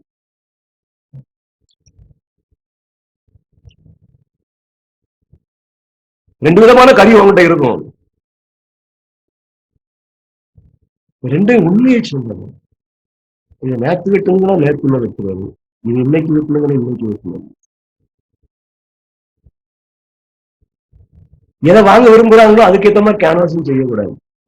சரி, காயினுடைய காணிக்கை போல அவர்கள் இரட்சகரின் விசுவாசத்தை வெளிப்படுத்தல. எனக்கு அருமையான பிள்ளைகளை, உங்களுடைய விசுவாசம் முழுமையாய் தேவனை சார்ந்திருக்கட்டும். எல்லா செயலையும், எல்லா கிரியைகளையும் உங்களுடைய தீர்மானம் கிறிஸ்துவை நோக்கியதாக இருக்கட்டும், கிறிஸ்துவின் அன்பை வெளிப்படுத்துகிறதாக இருக்கட்டும். காயினுடைய பாவம் சபை முழுவதும் காணப்படுகிறது. ஜாக்கிரதையா இருப்போம், தெளிந்த புத்தி உள்ளவர்களாக. எனக்கு அருமையுடைய பிள்ளைகள், என் தேவன் நம்ம இடத்துல காயின் பாவம் இல்லாதபடி பார்த்துக் கொள்வதற்கு விரும்புகிறார். எந்த காம்ப்ரமைஸுக்கும் போயிடாதீங்க. பாவம் தான், வார்த்தை தான். அதை ஆராய்ந்து அறிந்து உண்மை விளங்கிக் கொள்ளவும். எங்கேயாவது 1, 2 காட்டி ஏமாத்துற வேலைகள்லாம் மாட்டிக்கிடாதீங்க. நிச்சயமாக நம் கடைசி காலத்தில் ஜீவிக்கிறோம். கடைசி காலத்துல ஜெபிக்கிறோம். நம்ம அதை படிச்சிருக்கிறோமா? யாராவது படிக்கலாம் நீங்க பார்த்துருக்கீங்க. வீடியோ கணக்கு எல்லாம் வேலை கிடக்கு. வேணாலும் லிங்க் அனுப்பி தர்றதுக்கு நீங்க யார்கிட்ட கேட்டீங்கன்னா அனுப்பி தருவாங்க. கடைசி காலத்துல இருக்கும். வெளியரங்கமாய் அன்று வரப்போறாருங்கிறது எல்லா விதத்திலும் நிறுவனமாய் கொண்டிருக்கிறது. காயினுடைய பாவம் நம்மிடத்தில் இருக்கவும் வேண்டாம். காயினுடைய பாவத்தை வெளிப்படுத்துவதில் நாம் தர்க்கிக்கவும் வேண்டாம். முடிந்தால் ஆபேலை போல சாந்த குணத்தோடு, ஆனால் தைரியத்துடன் இந்த பாவத்தை சுட்டி காட்டுவோம். ஆனால் தர்க்கிக்க வேண்டாம். நம்ம கடைசி காலம் ஜீவிக்கிறோம். ஆண்டவர் நம்மளை ஏற்றுக்கொள்வதற்கு ஆயத்தமாய் இருக்கிறார். He wants to redeem us from the sin of Cain. காயினுடைய பாவத்திலிருந்து காக்க ஆசைப்படுகிறார். அவருடைய கரத்துல கொடுத்தா போதும். ஐயா என்னை கூட்டிட்டு போயிருங்க ஐயா அப்படின்னு சொன்னா, என் பரலோகம் என்னை கூட்டிட்டு போவதற்கு ஆயத்தமா இருக்கிற செய்ய வேண்டிய ஒரே ஒரு வேலை, காயின் பாவம் என் கண்களுக்கு முன்பாக காணப்படுவது. ஓ மை லார்ட், நோ, வேண்டாம் ஆண்டவரே அப்படின்னு சொன்னா தூக்கிட்டு போயிடுவாங்க. வேண்டாம் மாத்திரம் சொல்ல கற்றுக்கொள்ளுவாங்க. கர்த்தர் அந்த பாக்கியத்தை தரட்டும். தேவனுடைய ராஜ்யம் ஸ்தாபிக்கப்படும் பொழுது பாவிகளாகிய நம்மை தேவன் இரக்கம் கொண்டு அவருடைய சமூகத்திலே நம் பாவங்களை அறிக்கையிடும் பொழுது அவைகளை மன்னித்து இந்த காயினுடைய பாவத்தில இருந்து நம்மளை வீட்டு அந்த ராஜ்யத்துக்கு கொண்டு சேர்ப்பார். உன்ன மனதில் வச்சுக்கிடுங்க.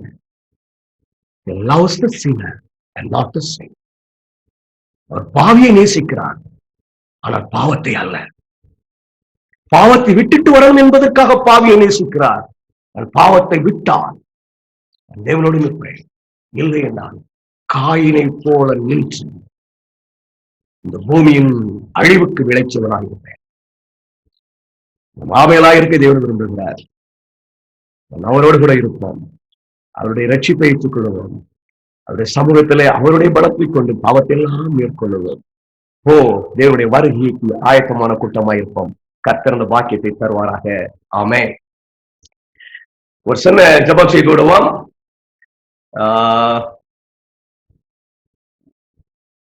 மோசஸ் ஜெபம் பண்ணலாமா? Moses Victor. Okay pastor. Yes. Prayer.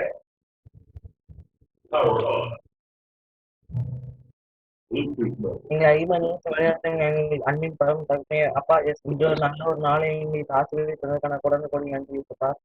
இன்னைக்கு இந்த ஜூம் மீட்டிங் அட்டன் பண்ண எல்லாத்தையும் ஆசீர்வதிங்க எஸ்பா. கற்றுக்கொண்டு வரை நடத்துங்க எஸ்பா. ஸோ கொரோனா பீரியட்ல முடிஞ்சுட்டு எஸ்பா சர்ச் தான் திறந்துட்டாங்க எஸ்பா. சர்ச்சுக்கு முதல் வாரம் போறோம் எஸ்பா. ரொம்ப நாள் கழிச்சு இந்த நாளை நீங்க ஆசீர்வதிங்க எஸ்பா.